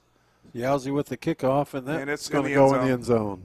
There we go. So once again, they'll start 1st and 10 at their own 20-yard line. And as we get everything to go, I just want to go over some of our sponsors. Of course, we got EOC Tech, Eastern Oklahoma County Technology Center, just up the road from Choctaw. A lot of our students go there, but a lot of our local businesses and even businesses further in Oklahoma County use their services to have business trainings, to train up their adults, to train up their students for future jobs. So, thank them, check them out, and see what opportunities they might have for you. I also like to thank Cantrell's Roofing. If you want to stay high and dry this winter, this spring, you might want to give them a call and get your roof inspected, see if they can get you some help. Ooh, they're going to do a double reverse. It didn't fool us. And there we go. And it's We're going to be a draw it out. loss of about 6 yards on the play as we stay at home and cover that. Once again, the defense swarms. So it looks like 2nd and 16. The ball's on the 14. Well, that's the kind of coverage you would get from Cantrell's Roofing, right? Absolutely. That's going to be a loss of 6 yards on the play. Actually, it's 2nd and 16, not second. Yeah, 2nd and 16, ball on the 14. And so far, we hadn't had a lot of problems with flags. I had Tyler come out here and treat for flags out here so we don't have any of those pesky little flags, hopefully.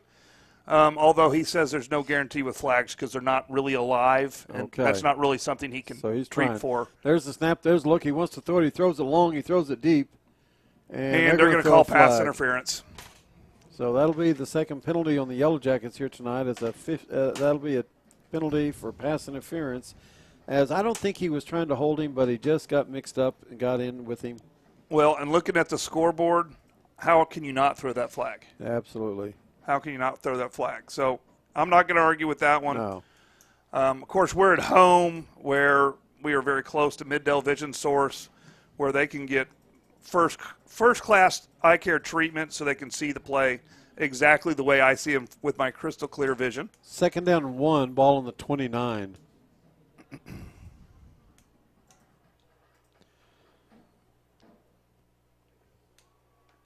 So 2nd and 1, there's the snap, there's the look. He wants to throw, he comes out, he throws it, he completes the pass. The runner's out there by himself, the guy, and he's got some speed. He crosses midfield. Good for Well, them. no, almost to midfield, the 49-yard line. First down and 10, ball at the 49-yard line. That's going to be a pickup of 20 yards on that pass. So first and 10, ball at the 49.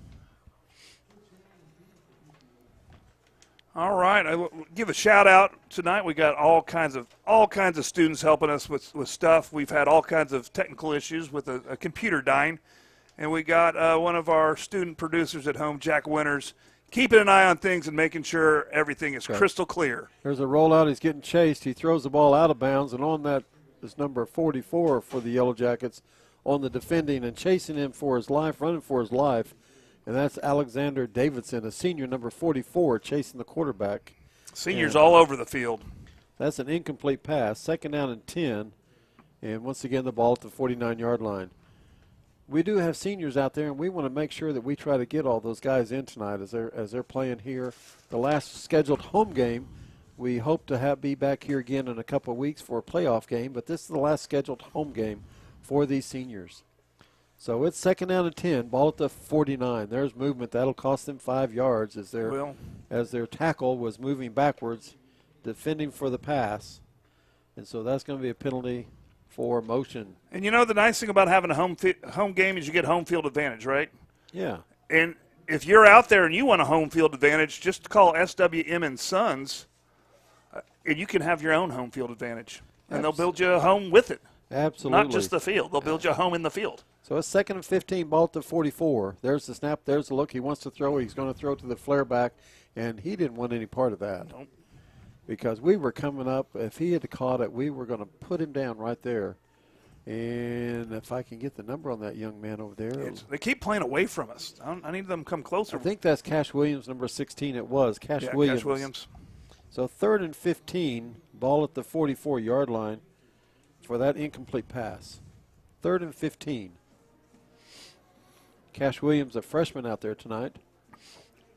Doing good. He's got those pink shoes, right? Yep. There's a snap. There's a look.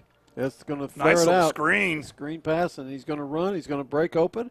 He finds an opening. He runs around the left side. He comes it down the left side, takes it all the way down across the 30 to about the 25-yard line. And so he just throws that flare, that screen pass, that flare, and he takes it on the right side, cuts across into the middle, all the way to the left side, and turns on the jets, and he gets it down to the 23-yard line. That's Carl Young, one of the wide receivers for Putnam City West. Carl Young with an impressive, I think the longest play of the night for Putnam City West. 21-yard pass brings up first down and 10, ball at the 23-yard line. So two big passes here, a 20-yard pass and a 21-yard pass for the Putnam City West Patriots. They're lined up with a single back. There's the snap. There's a look. Give to 34. Uh-oh. And he's tackled by number 9, Julius Pruitt. Ball's out, but they're going to calm down. Julius Pruitt, another senior out there on that tackle, number 9 for the Yellow Jackets. I mean, Deshaun, Davison, Pruitt, 3 seniors on that line. I would argue probably the best line in the state. That's a loss of 5 on that run. Brings up second down and 15. Ball at the 28. I think the only people that could argue with me might say that they're top 2 in the state. There's some other good lines, but they're right there. They're right there, and they are putting the pressure on tonight. Quarterback's back there. He looks over the defense, single back. He steps up. He wants to run. He gets a little loose, and then he gets taken down. And that speed over there as they come up and make that tackle. And we're going to get that young man another loss for the quarterback, another sack. And we're going to get that number here if we can get it. I see him. He's on the line.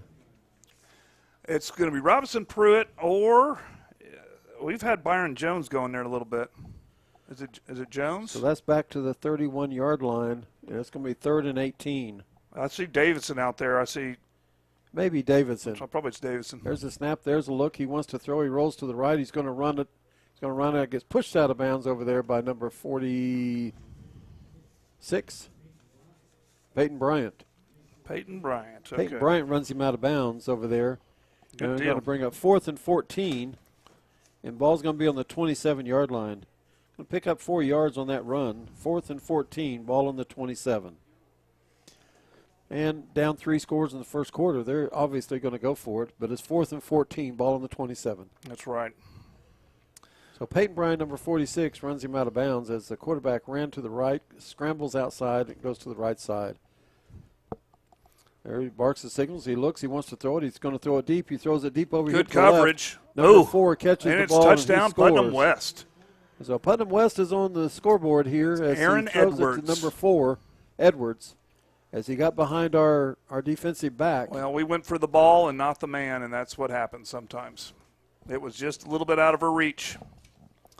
And that's one of the things that – That's a senior, DeAndre Green, a senior out there tonight playing defensive back, and he just got a step on DeAndre Green. Yeah, nice. Was able to get the touchdown pass. That's just a coaching point. You always go for the man, not the ball. So they try to get a block. They don't get it. And it's going to be no, they got it. They got it. So it's 7 points. So we're going to run a commercial, and we'll be right back. Right here.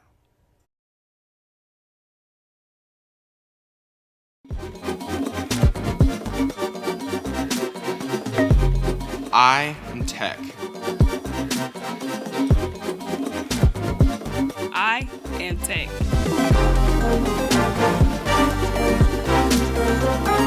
I am Tech.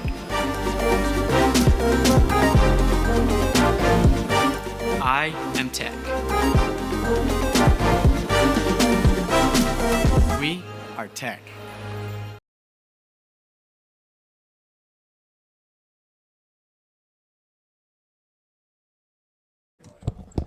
All right, we're back. We're back in the big town. We gave up a touchdown, and good for Putnam City West for that drive. We probably shouldn't have let it happen, and I'm sure Coach is going to talk to that defense that, well, you gave up your shutout. Well, 3 big plays, a 20-yard pass, Yep. a 21-yard pass, and a 27-yard pass. And there's a kickoff, and it's going to go into the end zone, and it will come out to the 20. Be a touchback, yeah. So Yellow Jackets will start 1st and 10, ball on their own 20-yard line. And the score a little bit closer now, 23-7, as Putnam City West gets on the board with the 27-yard touchdown pass. And unfortunately, in football, there's no take-backsies. But in real life, if you have quality insurance, like what you can get from Darren McKelvey, Farmers Insurance, you might not be able to get back exactly what you lost, but just about. He can help you replace your house, your car, your toys, whatever you need to do. 25-yard Check with line? them. I mean, now it's on the 20. I thought it was going to be the 20, but he set on the 25. Well, Darren McKelvey will make sure he gets his numbers right. Here we go. We got a single back. There's a look. There's a throw. It's complete. Nice tackle. And he takes it down, and that's going to be Juju Smith. Juju Smith, yep, and that's right. He's going to he's going to pick up about 2 yards on that pass. That's to number 6, Juju Smith. Brings up 2nd down and 8, and ball's going to be on the 22-yard line. Well, and I'm excited about this because we're going to have to drive the whole way. We got quads right. There's a look. There's the snap. There's the give. Jackson Burchett, number 4, finds a way, gets in the middle, breaks out, finds an opening, has a man. He's turning around the corner, and he breaks to the inside, and he gets tackled, brought down from behind at the 35-yard line of Putnam City West. And it's going to be 1st down and 10, ball at the 35. That's a 23-yard pass to number 4, Jackson Burchett. Well, this is one kind of driving. The other kind of driving you can learn at Dave's driving school. And he'll even get your team to drive, get you a little cut off the insurance. There's the long pass, and it's up, and it's off of his fingertips. And that, once again, was to, I believe, Jackson Burchett, or was it to number 8? It's number 8. Number 8. And that's going to be Smith. That's going to be Jack Smith. Jack Smith, that's right. I said that was a 23-yard pass early. That was a 43 from our own 22 to the Patriots' 35. 2nd down and 10, ball at the 35-yard line on that incomplete pass. I know what you meant. I know what you meant. I know. I wasn't going to correct you. I'm just trying You're fine, yeah. Trying to do that quick math while I'm writing and looking and thinking. Trying to do that double duty job. Empty. There's a snap. And there's a flag. flag. It's going to be a flag, and it's going to be Yellow Jackets. We were moving. No, they got them offsides. Yep. It's offsides. Offsides for the Patriots. That's their 3rd penalty tonight. The first one declined. The last 2 have been 5-yarders, and so It's going to bring up with that penalty, a 5-yard penalty, going to bring up 2nd down and 5. And the ball's going to be on the 32-yard line. 2nd and 5 at the 32. So empty set again. Quads to the right. Trips to the right, I'm sorry. There's a snap. There's a look. Also looks. He's going to throw. He throws it To deep. Ray again. There's Latrell Ray, and this time it's a 32-yard pass to Latrell Ray. That is his fourth of the night. Well, you know, that's got to put a smile on his face, getting 4 balls, 4 touchdowns. But another person that can put a good smile on your face is Dr. Tracy Gaspera, DDS. Not only can she put a nice-looking smile on your face, she can also help you with maybe some snoring and some other unhealthy things about sleep apnea and that kind of stuff. So check her out. Check out her website, and thank her for sponsoring us. Yeah, as he looks, there's a snap, there's a kick, and it's up, and it's good. There we go. 29-7. So, 29-7, still first quarter. All right, we're going to run that next commercial, and we'll be right back.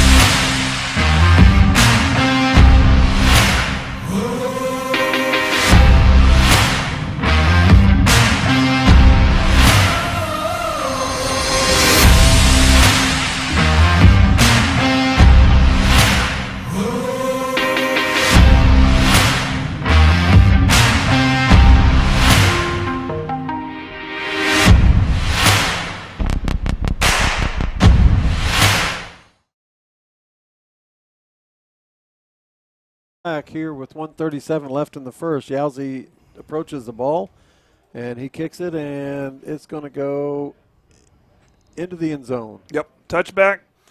So it's going to start from their 20 again. And so we need to talk about Ray, and we need to talk about sports terminology. He has scored 4 touchdowns. 3 is a hat trick. 4 is called a haul. So Ray has gotten a haul tonight. Well, he's been hauling those passes in the first quarter. 4 touchdowns in the first quarter by Latrell Ray. And he's only getting those because the quarterback, number 7, Steele Wassel, is laying the ball out there. I mean, it's a perfect pass, and they're long passes, and they're stretching the field with it. So yeah, what a combo tonight here. Well, if you're out there in Jacket Land and you know what 5 touchdowns would be or 5 goals would be, what that word is, it's on the ground. On the ground, number 7 gets He covered it up. He covered covered it up. He's on the 9-yard line. Huge loss. Well, if you know what 5 goals or 5 touchdowns would be called, just tweet us at CHS Jacket Guys and let us know, and we'll give you a shout-out online for knowing what it is. I know what it is. Are you saying touchdowns or goals as in hockey? As goals as in like soccer. Oh, that's not football. football. That's football. No. Never mind. Don't tweet that out. No, tweet it. Don't tweet it. Tweet it. I want to know what it is. No, you're talking soccer. We're playing football. I'm talking football. We're playing American football. Talking football. So it works for football too. 2nd and 19. Ball at the 11-yard line. There's a snap. There's a look. Quarterback gets it. Oh, He wants to take that's it. Julius Pruitt. Is it Pruitt? Yeah, Julius it's Pruitt. Pruitt, number 9. Jumps on his back, rides him down on the 5-yard line. So that's going to be a loss of another 6 yards on that run. It's going to be 3rd down, and the ball's on the 6. They got to get out to the 30. So that's going to be 24 yards. 3rd and 24, and the ball on the 6-yard line. They're going the wrong direction. They're going backwards. Last time they took the ball on the 20, they took it 80 yards and scored. This time the defense is a bad snap, a loss of 11, and then a sack, a loss of 6. I would argue the defense is going in the correct direction. The defense is. 3rd down. That's what I would argue, 24. yes. There's the look. There's the snap. The quarterback runs around the end. He throws it, and it's incomplete. Incomplete. And so it's going to bring up 4th and 24, and the ball's on the 6-yard line. This is a tough position for any punter to be in, even a rugby punter. There's not a lot of room back there. And, And he gets the ball out. He gets it out low, too. I mean, a rugby punter kicking the ball on the run, that ball comes out low. And so. Yeah. Well, and when the defense sees the end zone like that and they're thinking safety, they're just as hungry as I am when I pull up at the drive-thru with Cane's Chicken. There's the kick, and it's blocked, just like we thought, and it's blocked out of the end back, zone. so it'd be that's 2 gonna points. 2 point. Yellow Jackets special teams blocks the punt. Like I said, that ball comes out low and it gets blocked. We almost blocked it the last 2 times. Right. They're doing all they can, So and it's a safety. That's a safety. So they will. We're still in the first quarter. Yep. Yeah. We will have to receive a kick, and they're going to have to kick from their own 20. 32-7. Yellow Jackets up. Still first quarter. We're going to keep it here. We're going to list off all of our sponsors real quick, and then we'll be back because they've been going really fast to the kickoff, not giving us a good TV timeout. Now they're going a little slower, but we got EOC Tech. We got McConnell's Record Service that we haven't mentioned yet. You know, if you want to get pulled out of a jam, if you want someone on your side when your car's broke down in a ditch, call McConnell's. They'll treat you like family. They'll keep you safe. They'll take care of your property to get where you need to go. We also got SWM and Sons. We got Middell Vision Source. We got Cantrell's Roofing. We got Tyler's Pest Solution. We got Dr. Tracy Gaspera, DDS. We got Dave's Driving School. We got Darren McKelvey, Farmers Insurance. And, of course, we got the sauce that goes with the chicken. That's Cane's sauce from Cane's Chicken in Midwest City. I think I got it all. Okay, I think you got them. And going back is C.J. Smith, 26, Burchett, number 4, along with Juju Smith, number 6. And we watched him. This ball from the 20 should end up on the 30-yard line. We should get at the 30. He kicked it 50 yards in pregame, and it was always right at 50 yards. So let's see where this one goes. We should catch it right at the 30-yard line. We're going to catch it about the 33-yard line. And that's Juju Smith, number 6, as he breaks it up across midfield to the 46-yard line. First down and 10, Yellow Jackets. And there's a flag. Okay. Looks like it was a late flag. And we do have a winner. Chuckster out there in Jacketland says 5 touchdowns or 5 goals would be a glut. That would be a glut. It'd be a glut. So we might see a glut here tonight. We'll see. Let's see what this penalty is. Personal foul, Yellow Jackets, and I think we had a little extracurricular activity going on over there. Yeah, we don't want that. So we were at the 46, and that's going to cost us 15 yards. That's our third penalty of the first quarter for a total of 35 yards. And that comes after I was about to. That's going to end the first quarter. Okay, on good. That play. Good. So we are going to run a couple, try to get 2 commercials in here, and we'll be right back.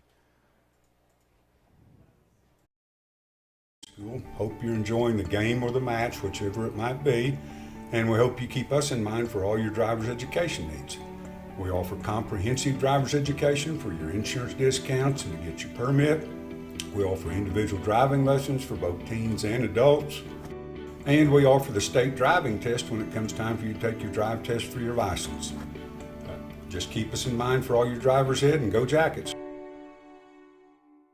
During storm season, you know that the storms bring lots of hail damage to your roof. With that hail damage comes an insurance claim, and there's no one better to call than Cantrell Roofing and Construction. Since 1987, A+ Better Business Bureau rated, state licensed, bonded, and insured, our full-time staff takes all the stress out of an insurance claim or any project. All right, we're back. All right, here's the start of the second quarter.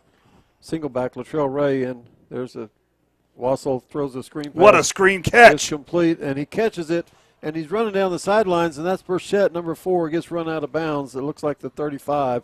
And what a pass and what a catch. Wassel scrambling around for his life, throws it over there. Burchett catches it and takes it across the 40 to the, looks like the 37-yard line.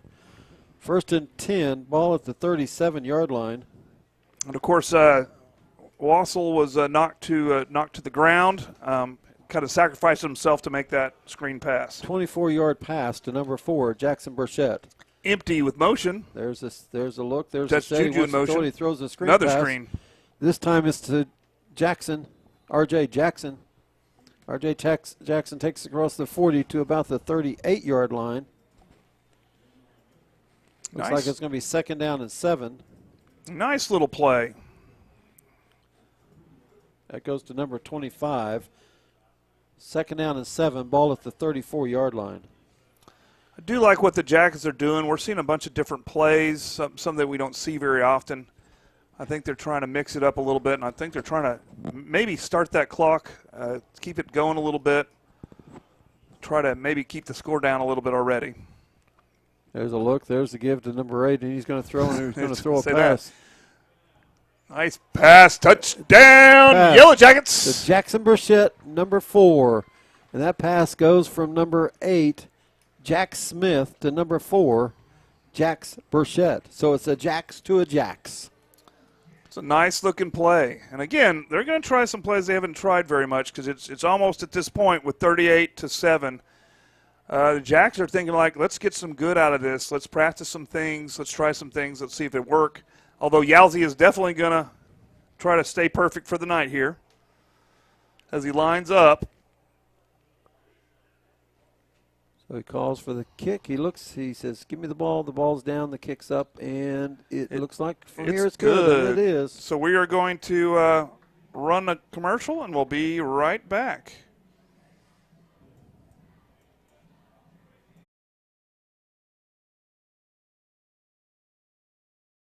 With nearly 50 years of combined insurance experience, we would love an opportunity to talk to you. Give us a call at 4. Hi, I'm Darren McKelvey, your local farmers insurance agent. My roots run deep in Choctaw. I am deeply honored to have the opportunity to protect the families in the community where I grew up and am now raising my family. Oklahoma has had its share of catastrophes the last several decades, and having the right agent during your time of need can make or break your recovery, whether you're at your auto, home, toys, business, or the most important, life insurance. With nearly 50 years of combined insurance experience, we would love an opportunity to talk to you. Give us a call at 405-281-6900. Go Jackets. All right, we're back in the big town. We're 10:54 left in the second quarter. They're not giving us very long to run any kind of commercial, but we're doing the best we can to get them in. We'll get them in at halftime. And the students are doing a great job, especially adjusting to the broken. And no one broke the equipment. It just aged out. We're going to have to get a new piece of equipment. So Yalzi is set to kick off, this time kicking the opposite direction. And there's the kickoff, and it is in the end zone. So once again, it's a 1st and 10, ball on the 20-yard line for Putnam City West Patriots. All right. Hey, guess what? What? Well, not only do I get to enjoy some chicken, but we just got approved a replacement for equipment thanks to my favorite chicken place. Raising Cane's is going to help us out. That's how great this place is. I want the chicken. Forget the computer. Where's the chicken? Okay, so you got chicken in your right hand, right? Last week I got a chicken sandwich. Chicken right hand, computer in the left hand, put them both together. All right. There's the quarterback back. He looks, he wants to throw. He's getting rushed. He's taken down, and that is number 44 for your Yellow Jackets. And that's going to be Davidson, I believe. Alexander Davidson, number 44, with a sack on that play. Loss of 5 on the play. That's great. 2nd down and 15. That's great. We need the new equipment, so that's going to be wonderful. And everybody needs to know 100% of this program is paid by our sponsors, paid by the community of Choctaw. If you think your tax money is going to this program, it is not. It is coming from your community leaders. This is why Choctaw is such a great place to live, is because these businesses support these students. It's those sponsors that we keep naming off. So here we go, 2nd and 15, ball at the 15. And we want to thank our sponsors. Once again, we never can thank them enough. There's the screen pass, or the flare pass. He's out there, and he's taken down number 12. Ethan Rohn follows him out there and takes him down. And it's going to be, looks like 3rd down and 11, so we're going to give him 4 yards on that pass. Ethan Rohn, number 12, rides him down. Yeah, I got 4 yards the hard way. 3rd and 11, ball on the 19-yard line for the Putnam City West Patriots. So we do appreciate that, and that's going to be great. We'll be able to be up and running with our extra cameras next week up in Bartlesville. So 3rd and 11, ball on the 19. Yeah, that just means I got a lot of work. There's the snap. There's a look, and let's blow the whistle. Blow the whistle. All right. They didn't give them. They put them back far. It looks like. And let's get. No, there we go. That's proper. I think the 11 is where they got them spotted. And that's number 20 and number 26 for your Yellow Jackets. 20 and 26. Of course, that's C.J. Smith, and that's Matt Smith. Matt Smith, the senior, number 20. And the ball's going to be, looks like the 13-yard line So that's going to be, looks like a loss of 6 on that run. So it's going to be 4th and 18. We're going to have to punt it. And we're there again. They let them get it off, and it's returnable. It's returnable. We're going to take the ball in the 38. That's number 23 on the return, and he's going to get about 2 or 3 yards. And number 23. A.J. Lynch. And that was pretty good coverage by the West Patriots. That's a sophomore, A.J. Lynch. So that's a sophomore that's given the opportunity to return a punt. Yellow Jackets will have 1st down and 10. Ball deep in Putnam City West territory at the 33-yard line of the Patriots. All right. Well, playoff-wise, we really needed to win this game. It's good that we got our 15 points in case there's a tiebreaker. I got a scenario that I'm going to talk about later on with this, a crazy scenario that could really throw the whole east side off. And you probably have some scenarios on the west side that we can talk about. I do have some. So here we go. R.J. Jackson in the back. R.J. gets the call. He gets the ball. He gets the run. And he's going to run it from the old Wildcat. And R.J. takes it 13 yards on that run as he sets up as a quarterback. And that's number 25, R.J. R.J. direct Jackson. Snap, yeah. So 1st down and 10. Ball at the 20, 1st and 10. And now Wassel back at the quarterback with Ray. There's the snap, there's the look. He wants to throw. He finds a receiver. He throws it. Ooh, it just dropped. And it's just incomplete. Dropped. And, that line is doing a good job making a nice little pocket. We don't ever talk about them very much. We try to, but. Oh, we have a flag down on the 25. Do we now? Is that a hold? So I won't talk about them as the hold. It looks like it is.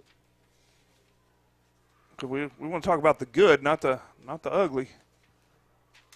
Let's see what it is. It looks like that. Looks like a hold.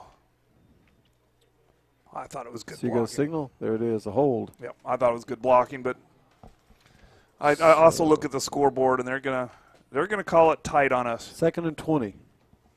Empty. Wassel back, gets the call. He looks. He finds the receiver. He throws it deep. That's number 6. Ooh. Oh, and he just misses outside, it. Yeah. Just misses it. Intended target was, of course, Juju Smith. So 3rd down and 20 for the Yellow Jackets. 3rd down and 20. Is it 3rd or 2nd? I think it's 2nd because they got 2 first downs. 2nd down. They called holding that reversed that, yeah. Yeah, we don't lose it down on that hold. You don't. No, you don't. Yeah, well, that's good. We wouldn't have any downs on some of these games. Okay. 2nd down and 20, ball on the 30. There's a look. There's a fake. There's the snap. There's the throw, and R.J. missed it, and they weren't on the same page. Yeah. So that's okay. That's just they just 20. weren't on the same page. Now it is 3rd down and 20, as I said earlier. Well, this is the hardest part of the game right now. Staying focused, 39-7. Staying focused, executing, and this is really where that the coaching comes in, where you want them to concentrate. You want them to fight off the fact that the game probably is not in doubt, but you want them to still execute, get some good out of this. Wassel takes a look. There's the snap. There's a look. There's a give. Latrell Ray around the 30. Cuts inside, block. Makes a move inside, comes around the left side, and races into the end zone, and that's a touchdown. Yellow Jackets. Latrell Ray. Another touchdown for Latrell Ray. In the pitch, he comes in motion. They pitch it. He comes around the left side, goes inside, makes a couple really nifty moves as he cuts down the sidelines all the way to the end zone. That's a 30-yard touchdown run. So Ray gets his glut, but I'm going to give this to Gabe Gaines because he did the key block on that outside right at the point of attack that set him free. So let's give it to Gabe Gaines right there. We can give him credit, but we can't give him the well, he doesn't get the glut. Okay. And that's what we're calling it because that's 5 touchdowns. That's a glut. A glutton for punishment. There's another word for 6. You know what 6 is? One more than 5. It's a double hat trick. Oh, double hat. Double hat. There's a penalty against West, and I believe we'll decline that. Yeah, we will. Of course, in American football, you can't get a perfect hat trick. You just can't do it. We don't have that word in American football. So there's Yowzy. We do have that word. No hat tricks. You can't get a perfect. Yowzy could maybe get a perfect hat trick. There's a snap. He was way early. He was early. And we're going to decline that. Okay, I don't think we can. Because they blew the whistle. Oh my goodness, he was way early.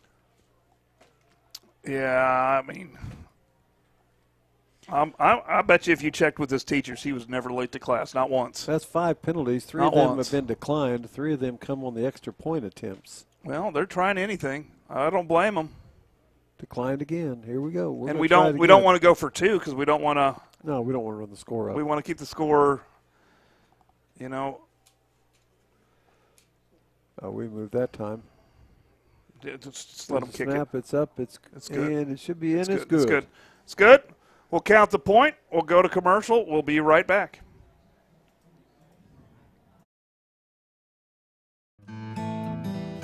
Tyler Pest Solutions, the gold standard in eastern Oklahoma County in pest control. Spiders, ants, fleas, scorpions, mice, rats, general pest control, termite control. We do it all. Independently owned and operated right here in Choctaw. As a leader in the eastern Oklahoma County pest control, you can count on Tyler Pest Solutions to use the safest, eco, and pet-friendly products available. The only bug you can't beat is a Choctaw Yellow Jacket.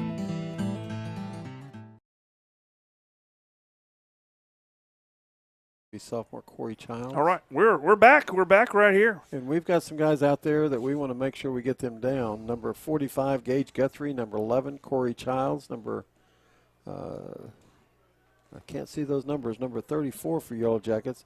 That's sophomore Ross Griggs. Number 23, that's going to be sophomore A.J. Lynch. Number 29, that's going to be DeAndre Green. So we got a lot of guys out there, and there's the kickoff, and it's going to be up. And he's going to catch it this time on about the 7-yard line. They're going to reverse it. He's going to come around the outside. He's going to turn it down the inside. He cuts to the middle, down. He's still on his feet out to the 38-yard line or 39-yard line where he's tackled, and they do the reverse on the kickoff and get a little momentum and bring it all the way out to the 39-yard line. I didn't get a number from that Patriot, but that's a nice little play. Good look for us. I like the fact that they're still in this to fight. They're going to fight tooth and nail, and I like it. Yep. 1st and 10, ball on the 39-yard line. We've got some new guys out there on defense now as I see some new numbers showing up for us. Yeah. Number 10, junior Inman Jones is out there. Maury Jones, yeah. Maury Jones, there's a flag. We're offsides. So that's going to be another penalty against the Yellow Jackets. It'll be 1 for 5. Going to bring up 2nd down and 5 now. Ball on the 44-yard line. Yeah, we also got, looks like we got number 23, A.J. Lynch, sophomore. There's a snap. There's a look. He wants to throw. He's throwing it deep. He's got a guy open. Number 20's open. Oh, nice break up. Number 16, that's freshman Cash Williams. Cash Williams. And we go to help him up. Yeah, but he's down. And 23, A.J. Lynch, and he's down as he got hit in the air. Not a mean, not a vicious hit, just a hit. Just hit him while he was in the air, and he came down and landed. I do appreciate the sportsmanship and trying to help him up, and I also appreciate he recognized that he was injured and backed off. Yeah, and our trainers are out there, our coaches are out there as we're checking on their injured player. Yeah, that's good. Referees are over there making sure everything's good. Yeah, keeping it clean. I think one of our viewers out there, Christina Long, I think I said her name right, she was complimenting Putnam West earlier on their sportsmanship, and so we like to see that. This feels like a good environment where we're playing football, and that's what we're doing, and we're playing it by the rules, and we're playing it the right way is how I see it. And so I hate to see anybody get injured. Let's just hope that it's not too bad and they can get back in the game. And he's up. He's up. He looks a little woozy, but he's up, and he's coming to the sidelines. Doesn't look woozy. He looks like he didn't like that hit. He's getting some help by the coach as he. Now he's not. Now he's okay. He's not woozy. They just need to head him in the right direction. Other than that, he was fine. He was fine. So he's walking off under his own power, and so it's going to be a 3rd down and 5. It says 2nd down and 5, but it was. I guess it is 2nd down and 5. Yeah, I think it's incomplete pass. I keep trying to take Well, if it's away. incomplete pass, it wouldn't be on 5. It's probably 3rd down and 5. No, they had a penalty. Oh, is so that what it should have happened? been 1st and Okay. 5, and I had it 2nd and 5 because Well, you just were predicting the future. that's it. 2nd and 5 at the 44-yard line. 6:30 left in the second quarter. 6:30. All right. They've got a single back. Quarterback looks over the signals. They've got twins to the right, twins to the left. There's the snap. There's a look. He wants to throw. He goes up the middle. He finds some room up the middle, goes to the outside, and goes out of He gets the bounds first. right at midfield. And let's see where they mark it. They're going to mark it at the 48-yard line, so it's going to be a pickup of 4 yards. It's going to be a yard short. That was a good heads-up play. 3rd down and 1. Really? I thought he made it. No, he ran out. He stepped out with his left foot before he ever got there. Is that what happened? Yep. So 3rd down and 1, ball at the 48. Is that Ford? Is that their quarterback, number 5? I believe so, yep. There's 34 on the give. He's going to cross the 1st down marker. He's going to get a 1st down, and he's going to get out to about the 47, 48-yard line. It's 48. McCrary is who their quarterback is. Pick up a 4, 1st down and 10 for Putnam City West, and the ball's going to be on the 48-yard line as they're going to the left side away from us. And so we apologize not getting some of those tacklers' names because they're on the far sidelines. It is uncanny how much of the games this year has been on the far side. They know. stay away from our sidelines for some reason. They absolutely do. So 1st and 10. Yellow Jackets ready. There's the snap. There's a look. Put pressure on him. We got him. And he just throws it in the dirt. Around. It looks like he was trying to do a screen pass. And he's down. We did get to him as he threw it. No, he's up. Now. He's good. We did have pressure. He was scrambling for his life out there. 2nd down and 10. Ball at the 48-yard line. Yeah, I mean, if I was allowed to give a nickname to just the defensive line, I would call them frustration, because that's all he caused. They cause frustration for the quarterbacks. They're always back hanging out with the quarterbacks. They're always in his face. They never give him any time. That's their sophomore quarterback, number 7, Jamar McCrary, has gone off. Their other quarterback has now come on. Ford? I didn't quite see the number, but we will get that number. I'm going to go with Ford. Man in motion. There's a snap. There's a look. He's going to take it. He's going to run. It may be the Wildcat, but he ran the ball. We'll get his name and number as he's taken down by the Yellow Jackets. It is 12. It is Gordon. Number 20. 20? On the stop for your Yellow Jackets. Number 20, of course. Be Smith. That's Matt Smith, yeah. So now it's 3rd down and 10. That's 13, I guess.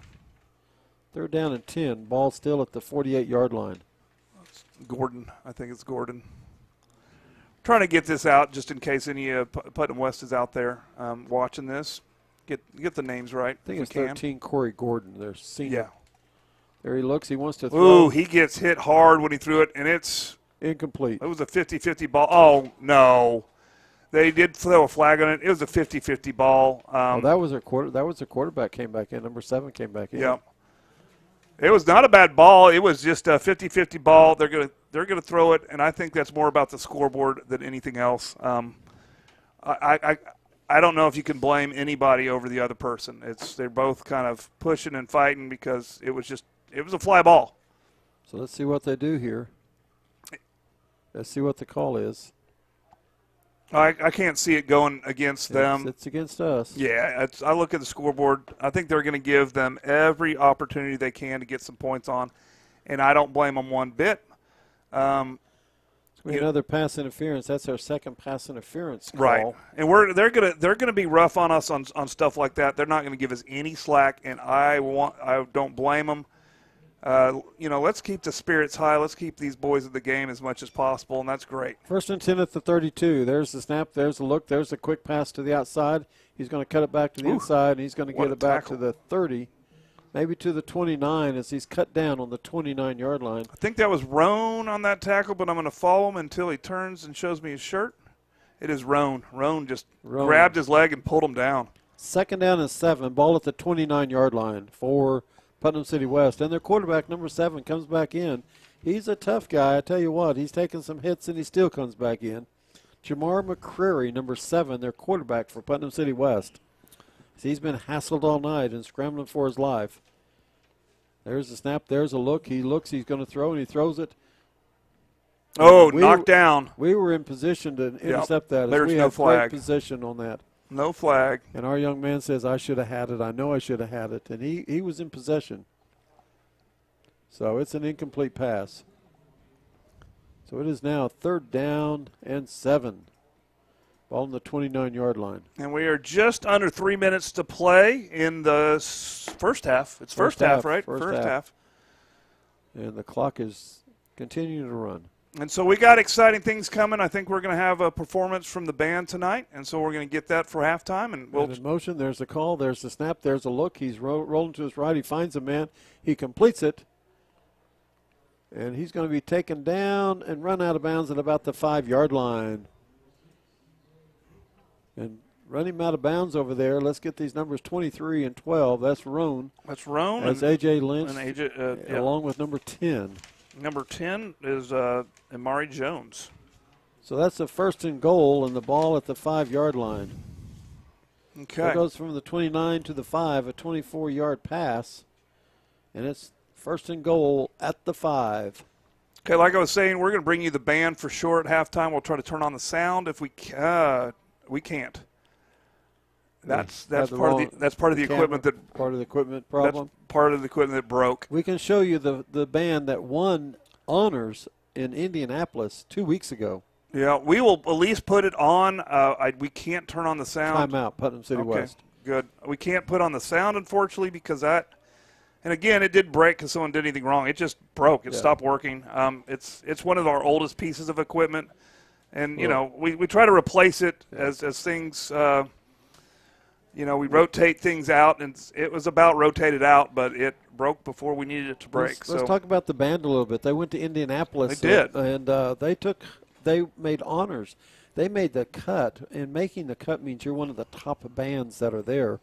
And we've never made that cut before. And not only did we make the cut, we got superiors, we got great ratings, and we're talking bands from all over the country that were there in Indianapolis. Because what we did is we won our classification, which means that's against bands of similar sizes, and we were actually able to be promoted to the grand contest, playing against much bigger bands from bigger areas, and they still competed very well and scored high. So what a great band! If you get an opportunity to come watch them, you need to come do that.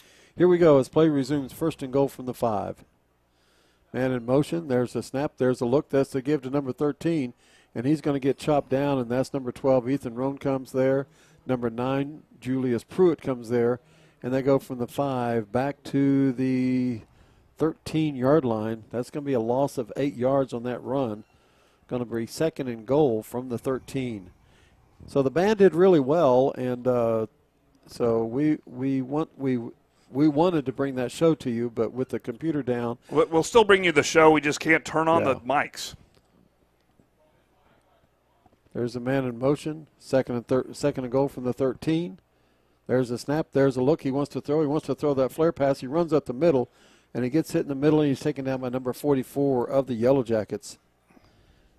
So we'll take a look. Number 44 for you here is Alexander Davidson. Davidson making a lot of stops today on defense. There is a timeout. Timeout on the field. It's going to be 3rd and goal from the 15. Lost 2 yards on that run. 1:05 left here in the first half. Yellow Jackets up 46-7. So ball will be on the 15. Also this next week we have drama one-act play, which is being hosted here at Choctaw High School on Tuesday. And our young men and young ladies in drama go for state championship. And I don't even know how many that is. They have so many state championships. It's unbelievable.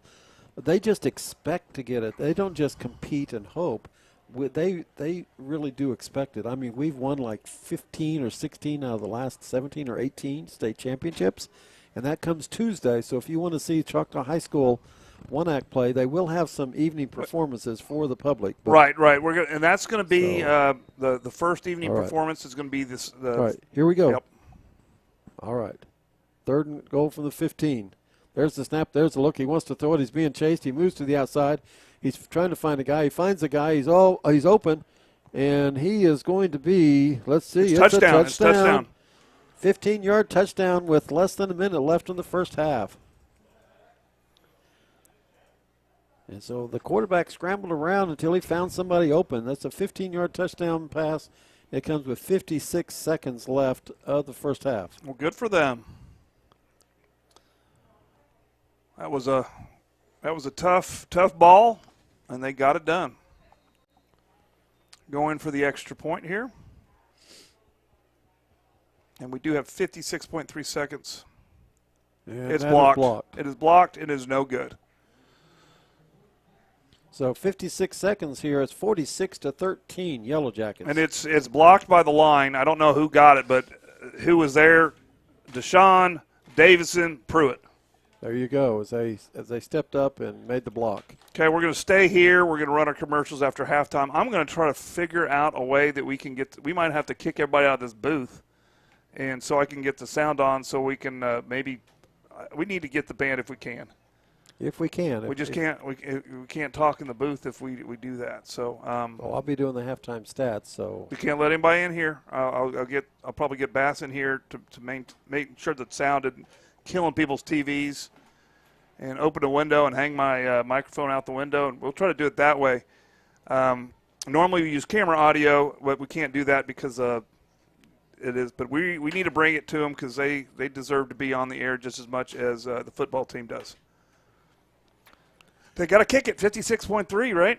56 seconds left in the first half. Yellow Jackets up 46-13. Back deep is number 6, Juju Smith, along with number 4, Jackson Burchett. There's 2 deep guys tonight.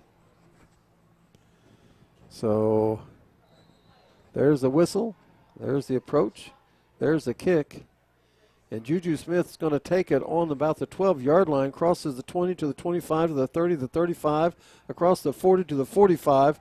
Taken down. No, he slips. He comes up. He keeps going, and he's hog-tied down at the 45-yard line. So Juju Smith takes the ball from the 15 across midfield to the 45. With 45 seconds left, Yellow Jackets will have the ball on the 45-yard line. So what a great return by Juju Smith as he found some room and made a cut to the right, turned it upfield, then cut back towards the middle. And as he came back towards the middle, he got chased down from behind as he was making his move. First down and 10, Yellow Jackets, ball at the 40. They're going to call it the 46-yard line. So that was a 39-yard return by Juju Smith. There's an empty set, 44 seconds on the clock.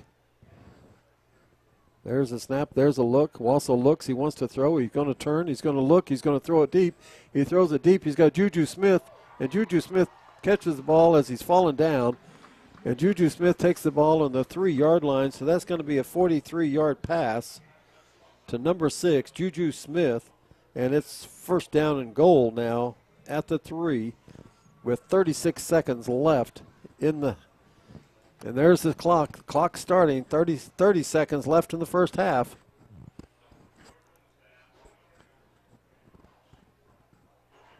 Also looks over, looks at the sign, takes the snap, looks, gives to the inside, an inside run, and there's a touchdown run by number 6, Juju Smith. And Juju Smith scores with 17 seconds left in the first half. It's a 3-yard TD run by number 6, Juju Smith. So Juju Smith takes the kickoff from the 15, takes it all the way out to the 43-yard line across midfield, gets the next call, which was a 3-yard run. He gets the 43-yard pass and then the 3-yard run. And so that all 85 yards complimentary to Juju Smith, number 6. Yowzy on to attempt the extra point. Snaps down. A good hold. The kick's up. And it's good. And so now it's 53-13, Yellow Jackets. So Juju Smith takes all of that yardage all the way from the kickoff from the 15 across to the 46-yard line, and then a 43-yard pass to Juju Smith, and then a 3-yard touchdown run. So all of that comes from 46 seconds when Putnam City West scored, had 46 seconds, there's 17 seconds. So that's 29 seconds, and the Yellow Jackets get that touchdown right back. 53-13. 17 seconds left. Hello, Mr. Bass. I'm Hey, glad you how's it could join going? us here. Yeah, so Mr. Crowder and I are going to try to do some finagling to get the band audio into these headphones as so we'll do what we can so you can hear the band play. We will see the band, but we'll do our best to make sure. Good. You want me that's to all you put hear. my headset outside the window? That's what we're going to attempt to do here. Put my headset and your no, headset? I'll put my headset out. How about mine too? Yeah, we can Dual. do both. Yeah. Put them both. Yeah, speaker. Yeah. Stereo system. You got another headset you can plug in? No. Okay. I left it in the classroom. Well, it's just a short jog. Yeah. All right. The way this is going, it might be over before I get Yowzy approaches the ball. He kicks it. And this time it's going to go into the end zone. And it'll be coming out to the 20-yard line. So once again, Putnam City West will start at their own 20-yard line. 1st and 10, ball at their 20. And that seems to be where they've started all night long, as all of Yowzy's kickoffs have gone into the end zone. And Putnam City West has only been able to return the ball one time on the kickoff. So Yowzy doing his job by pinning the Putnam City West all the way back to the 20-yard line. And so 17 seconds left. Let's see what Putnam City West comes out in, down 53-13 halftime. So I'm looking out. I see some young men out there, and we're going to play soft. We got everybody backed up. Some are 10 yards off the ball, some 15. The safety's 15. There's the snap. There's the look. Ball on the ground. The Yellow Jackets have it. Turnover with 13 seconds left in the first half. When things start going wrong, they start going wrong, don't they? Yep, we've been on the other side of that sometimes. Absolutely. So that's a turnover for the Patriots. And with 13 seconds, let's see what the Yellow Jackets decide to do here. If they just up 53-13, if they just take a knee and go on in, or if they're going to actually just run a play. Let's see what Coach Corbin has dialed up here. Regular offense going in. Latrell Ray in the backfield. Wassel back. We're not in victory. We're going to run a play.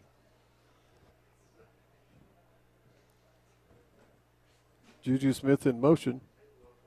There's the snap. There's a look. Wassel wants to throw the ball. He throws the ball, and it's going to be a touchdown pass to Jack Smith with 5 seconds left. So that's a touchdown pass. The Yellow Jackets score once again.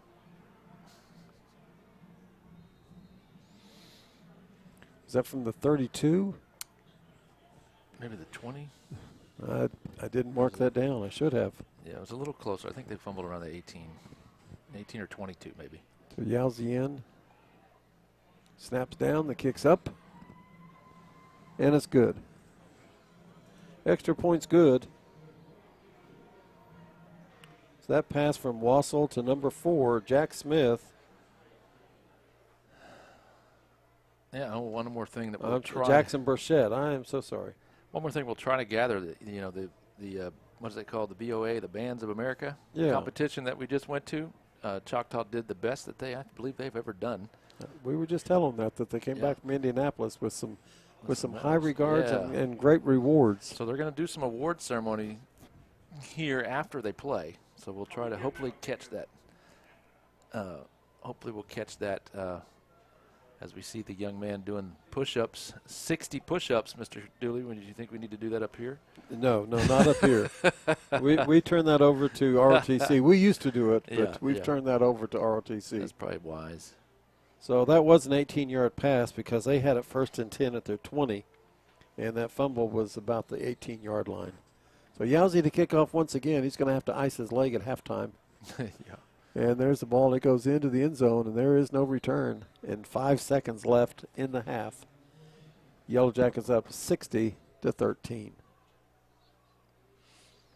So both teams come back out. I think they missed the kickoff there. Now we're swinging it back.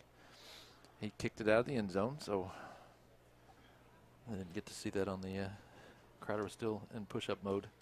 Okay. Yowzy kicked the ball out of the end zone. You didn't see anything other than the referee waving his arm. So didn't miss anything. Here's Putnam City West with the one play left in the half, 5 seconds left, the ball in their own 20-yard line. There's the snap, there's a look, there's a handoff. and he's going nowhere, and Julius Pruitt trying to take the ball away from him.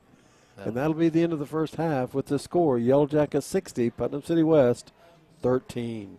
All right, let's run a commercial, and we'll be right back for the band.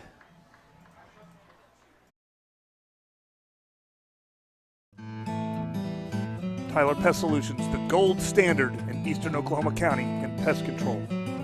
Spiders, ants, fleas, scorpions, mice, rats, general pest control, termite control.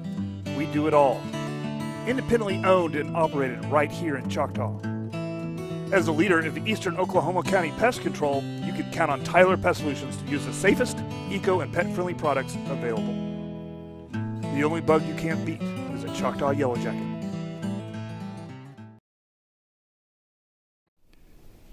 Hi, I'm Stan with SWM & Sons. We've been building in the eastern Oklahoma County area since 1982.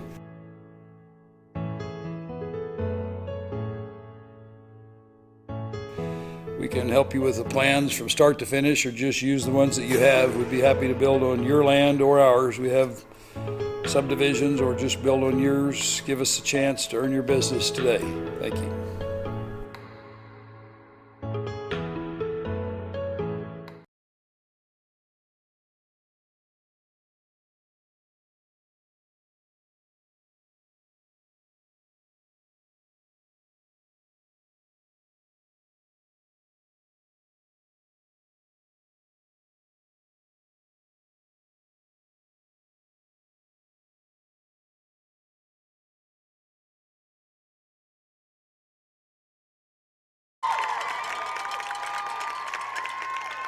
Choctaw also earned the 2021 Indianapolis Super Regional Class Champion Award.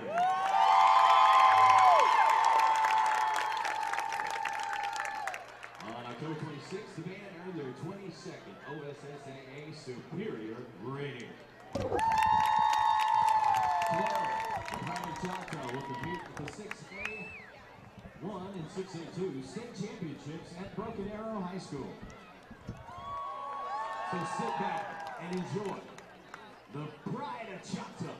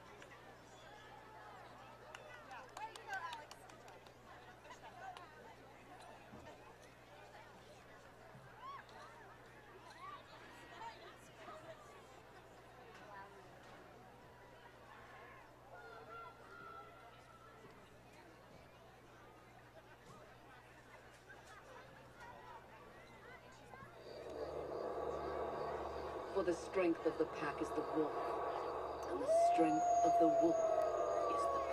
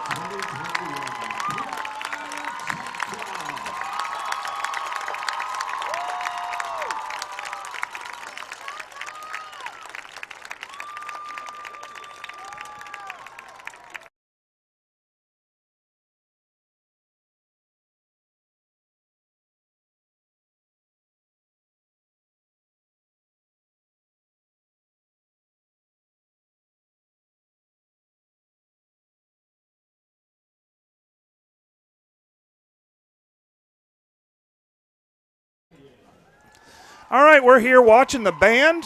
We just saw it. We got to see a great performance by the band. I think they're going to give awards, and I'm going to listen the best I can and try to communicate that to you.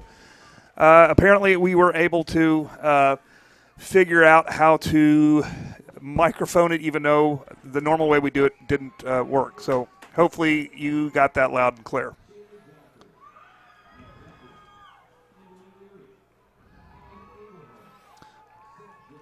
I believe they're announcing the seniors. I can't quite make it all out, but hopefully we can see that. We definitely have a strong program here, and I see them putting on medals. So I'm just going to see if they have any big-time announcements here.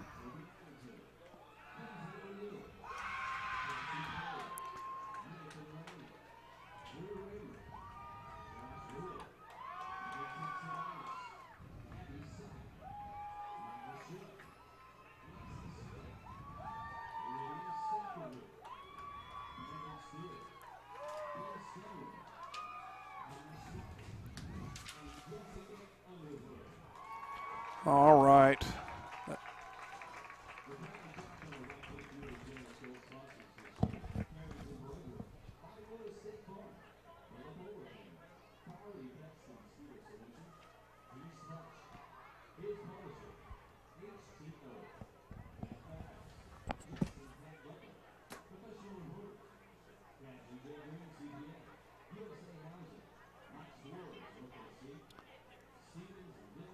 So I guess I'll just leave it to you seeing the medals that all these award-winning students are getting. I know they had a ceremony last night, but they're getting it proper right here at Kyle Jensen Field. Of course, that's the pride of Choctaw. And outstanding season, outstanding show. It just keeps getting better and better and better. Every year, it's amazing. All right. I think we're going to leave the field here, so we're going to shut off the audio. We're going to run some commercials, and then we'll be back for a second half in about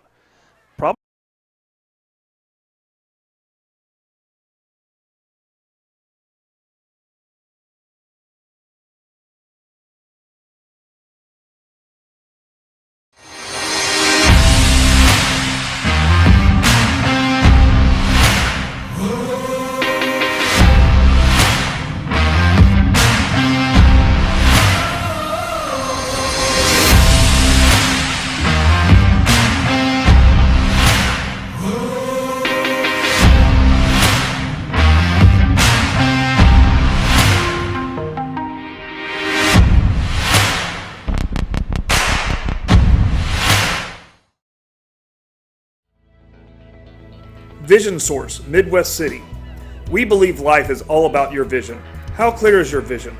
Vision Source Midwest City is the leading provider of optometry services and vision care products in the Choctaw and Midwest City community. And we want to help you achieve and maintain a clear vision for years to come. Hi, I'm David Gleason, owner of Dave's Driving School. Hope you're enjoying the game or the match, whichever it might be. And we hope you keep us in mind for all your driver's education needs. We offer comprehensive driver's education for your insurance discounts and to get your permit. We offer individual driving lessons for both teens and adults. And we offer the state driving test when it comes time for you to take your drive test for your license.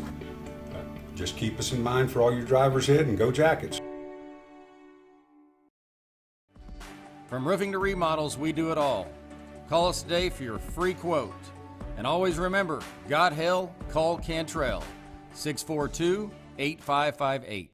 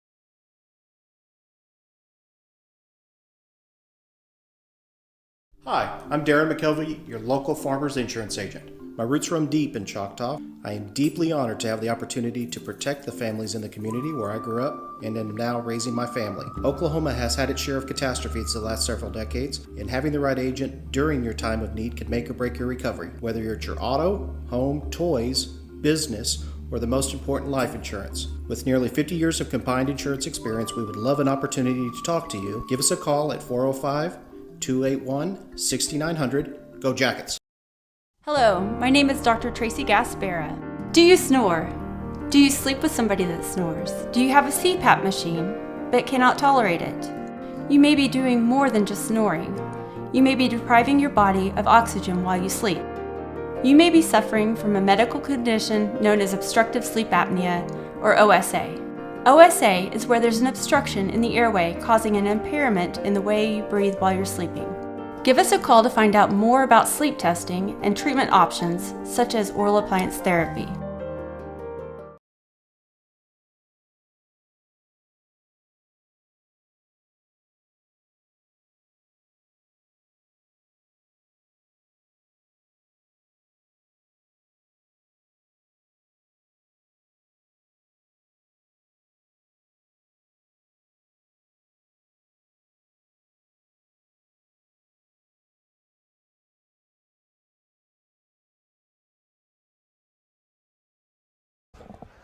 All right, let's go hit audio. We're back in the big town. We got about, 5 minutes until second half kickoff? Well, 2.5. Well, we got the 3-minute warm-up. That is a 3-minute warm-up. Already? Yep, already. Oh, we're just not out here. Yep. Okay. So let me give you some first half stats for tonight.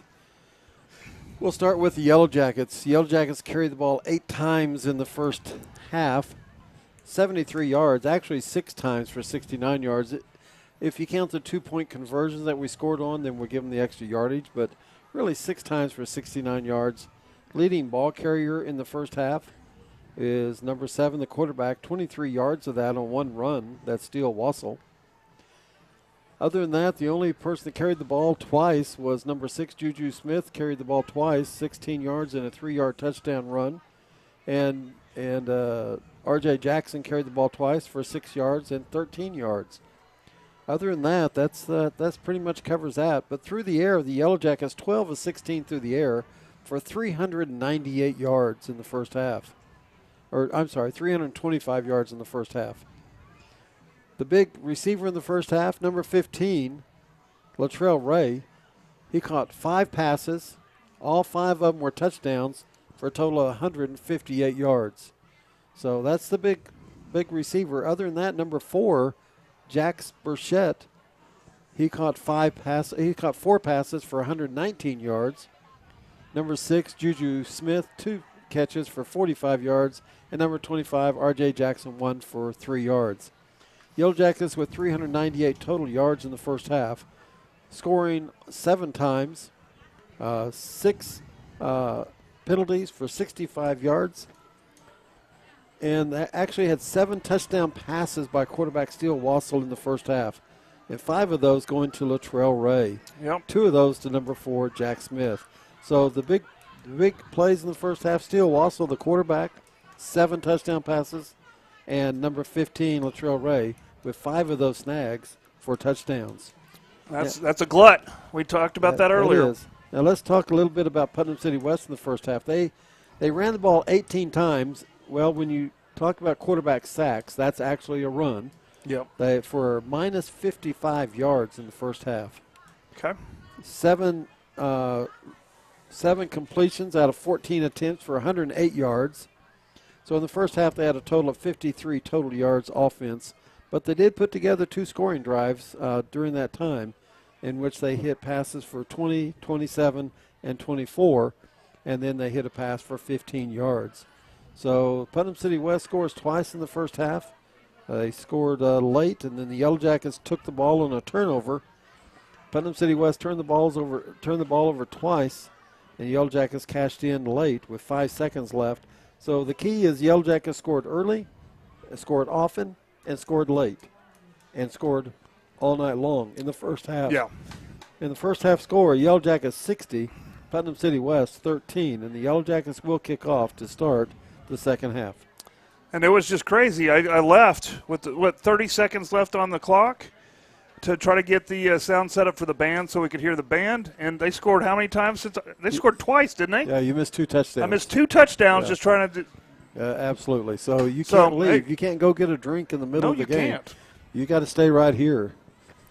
But, hey, we got the band out there. We got to have sound, so we got to see their full show, a nice curtain call, if you will, to their season. They have a season, too, and they've won a lot, too, so it's good. Here's the challenge at coaching here. Keeping everybody's head in the game, and you got to try, because you can't tell the kids just to fall down and don't play football. No. But you got to try to eat some clock, try to drive the ball, try to do ball control, and try to score as little as possible at this point without telling them not to play 100%. Because you got to play 100%. You don't play 100%, you get hurt. So you go out and you make your blocks, you run the play, you do your job. I hope we see a lot of different names, and I'm going to try to beat Johnny in the spot with these all right, let's get some of these names. young men out here. Number 45, Gage Guthrie's out there. Looks like number 34 is out there for Yellow Jackets. That's Ross Griggs again. Number 27 is out there. That's Cortez Boylan, and there's the kickoff. And the kickoff is going to come at the 5-yard line. And again, they do the reverse.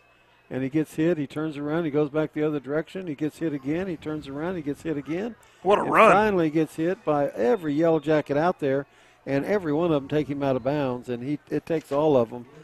And he goes out of bounds at about the 18-yard line. It's a good little play. So all the kickoff return guy, or the kickoff guys, Gordon was the return guy. They were all over there on it, and we have all kinds of new people out on the field for the second half. Down front is number 57. I see him. That's Caleb Batista. Batista, yeah. And number 43 is at back end as a linebacker. That's going to be Dalton Murphy. I see number 11 out there. Number 11 is going to be Corey Childs, a sophomore. And we're going to get these other numbers for you as we've got another group of guys playing this second half. And there's the quarterback, gets the ball. He scrambles around. Number 30's on him. He completes the pass to number 5, and he gets it for about 7 yards. Number 30, that's going to be Nolan Bussell, number 30, sophomore, that was chasing the quarterback as he threw the ball. And he's going to pick up about 6 yards on that pass. Excellent. So it's going to be 2nd down and 4, ball at the 23. The ball goes from the 17 out to the 23. All right, so 2nd and 4, ball at the 23. Try to get all these numbers. We got some 40s in there. 43, Dalton Murphy out there. I saw him out there, his number out there. There's the snap, there's the look. He's back, he wants to throw. He's chased down. So he's still scrambling around, getting chased, runs out of bounds. Oh, what a tackle. And he gets run out of bounds. I saw 43. Dalton Murphy was in on that. Along with number 29. DeAndre Green. And we got a player down. Is that their is that? No, it's a Yellow Jacket. It's a Yellow Jacket down. Okay. They're both wearing white helmets tonight, so it's hard for me to see who's down. 1st down and 10, ball on the 28. That's going to be a pickup of 5 yards on that run. They're sending both teams to the sidelines for the injury timeout. All right. Well, we can talk a little bit about playoff scenarios. Yeah, that young man, they're going to get him up. He's good to go. That's good to see. And he's up and moving. Yeah, and that's he was in on that tackle. That's Cortez Boland, senior. Yeah. And it looks like he got a little bit of pain going, but he stood up, walked off the field. I hope we get to see him back in. So here we go with 9:50.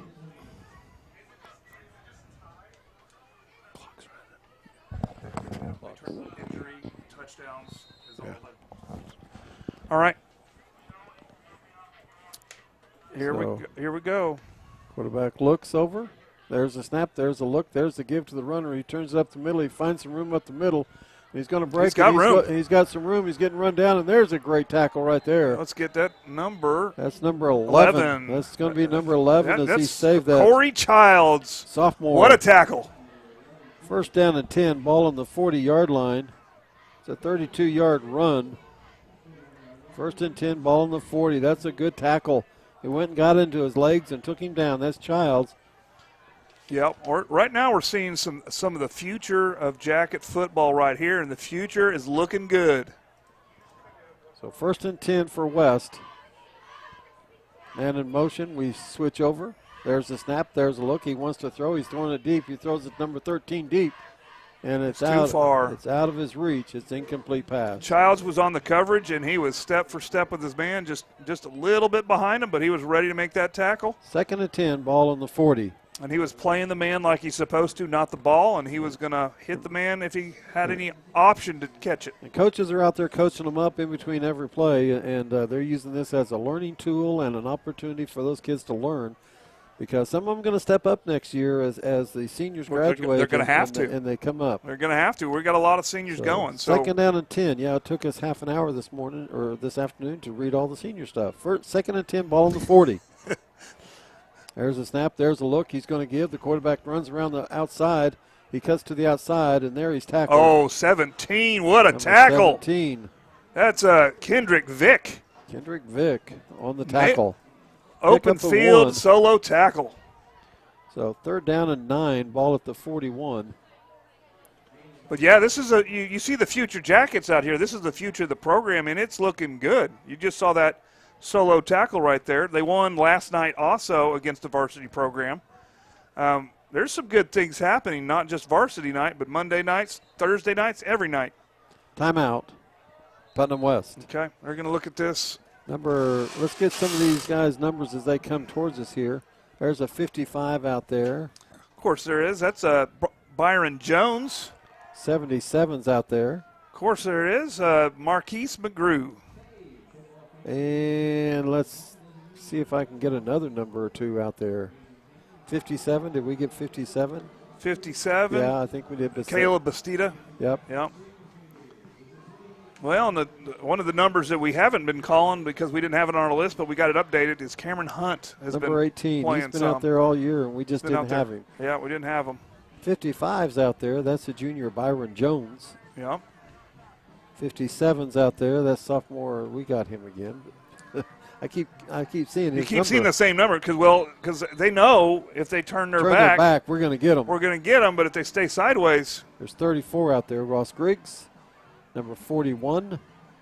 41. That's Deshaun Hine. All right, and here we go. It's third down and 9. All right, let's get a stop, boys. And in motion. There's a snap. There's a look. He wants to throw. We got pressure. Oh, we're back in the back. 57 was chasing him. He's going to turn the corner. He's going to run. He runs out of bounds. It's going to be fourth down as he's run out of bounds on the far sideline. Well, we're going to lose all of our line, right? We got three senior linemen. Well, I see what we got next year. They're still in the backfield. They're still playing with the quarterback. I guess they're learning from these seniors, and they're showing what they got. So it's fourth down and 4. They might as well go for it. Fourth down and 5, ball on the 36-yard line. Might as well go for it. I want to get their numbers. I think one of them 74. I think. I don't want to. Man in motion this side. Turns. There's a snap. There's a look. He wants to throw. We got pressure on him. He reels out. He throws it deep, and he's throwing it deep, and we got the position. And we fight the ball, and he catches the ball. And we had it. Yeah, we caught it. He just took it from us. He took it from us. 29 was in on the defending. 29, yeah, that is DeAndre Green. DeAndre Green. And it's going to be first and goal from the 5, and if that's a 31-yard pass. Yeah, Marquise McGrew is in the backfield, and he is just. He's tearing him up out there. He's just not catching the quarterback. He's making him scramble out. As a sophomore, he's a monster. He's going to get a lot of playing time, I have a feeling. There's a snap. There's a look. There's a give up the middle. And he's caught right there, and he goes nowhere. And we're going to try to get those numbers. And we're trying. 57 is in on it. Yeah, 57. That's Caleb Bastida. So it's going to be 2nd and goal from the 7. Lost 2 yards on that run. 2nd and goal from the 7. 5.5 minutes left in the third. They come out with a single back. They've been running single back all night. Got twins on both sides, right and left. And they Quarterback calls man in motion. Definitely want to punch this in if they can. There's the snap. There's a look. Quarterback wants to run. He's going to run it. Oh, little throw it. What a play. It should be a touchdown. And let's see what they call Very it. good. They call Touchdown. it touchdown. And that is number 25, Isaiah Thomas, for the Putnam City West. And good for them. I like to see their attitude. You know, you can't see the sideline right now. There's not a lot of boys on the sideline. But they got their helmets on. They're still right there in the coaches, right behind the coaches. They're ready to play. Yep. I like that attitude. I like where, the coaches are going to have to rebuild, and they're going to have to do that by keeping these boys built up. Snaps down, and there's the kick, and it's good. It's good. So 60-20 here with 4:19 in the second half. Let's hear from our sponsors before they make them play. So let's do a commercial.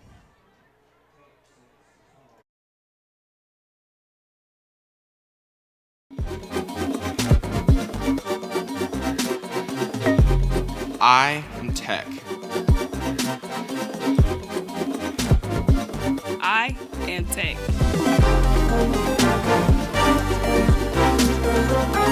I am Tech.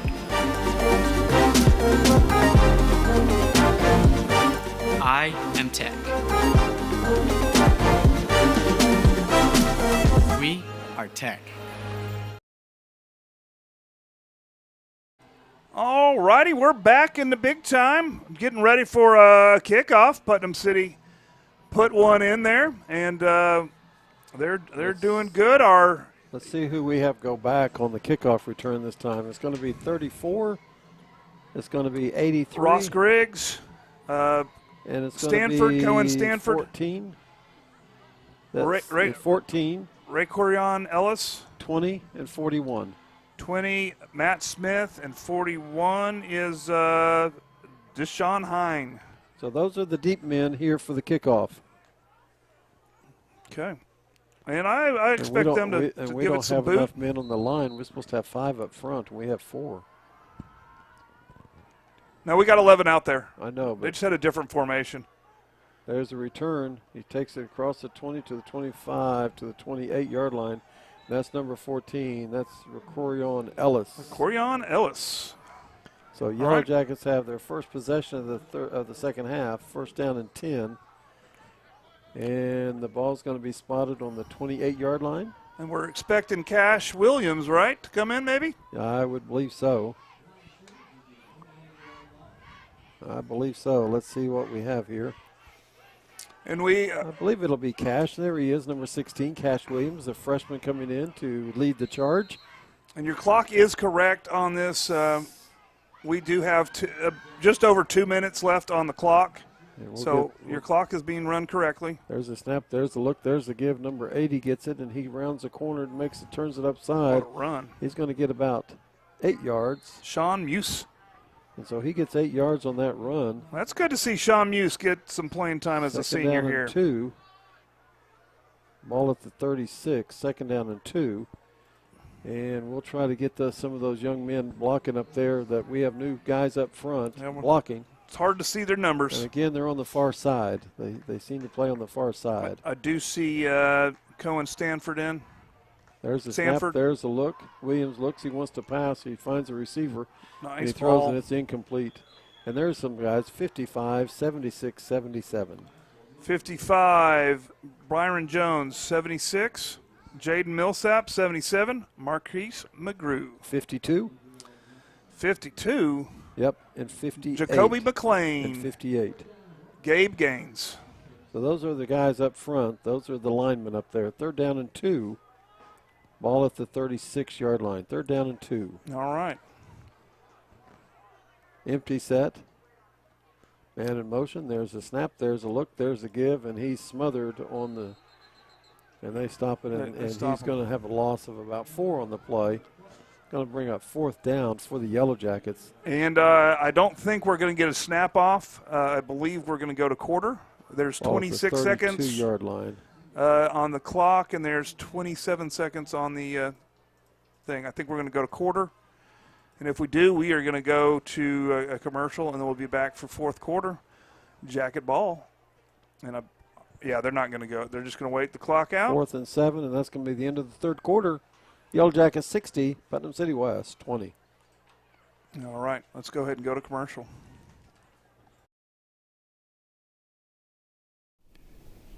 Hi, I'm Stan with SWM & Sons. We've been building in the eastern Oklahoma County area since 1982.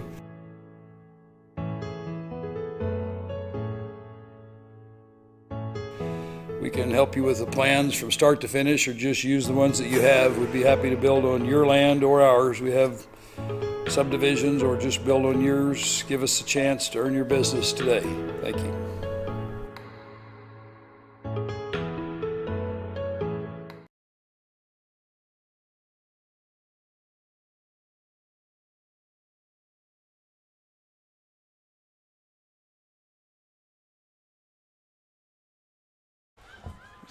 Once that's over, just come back.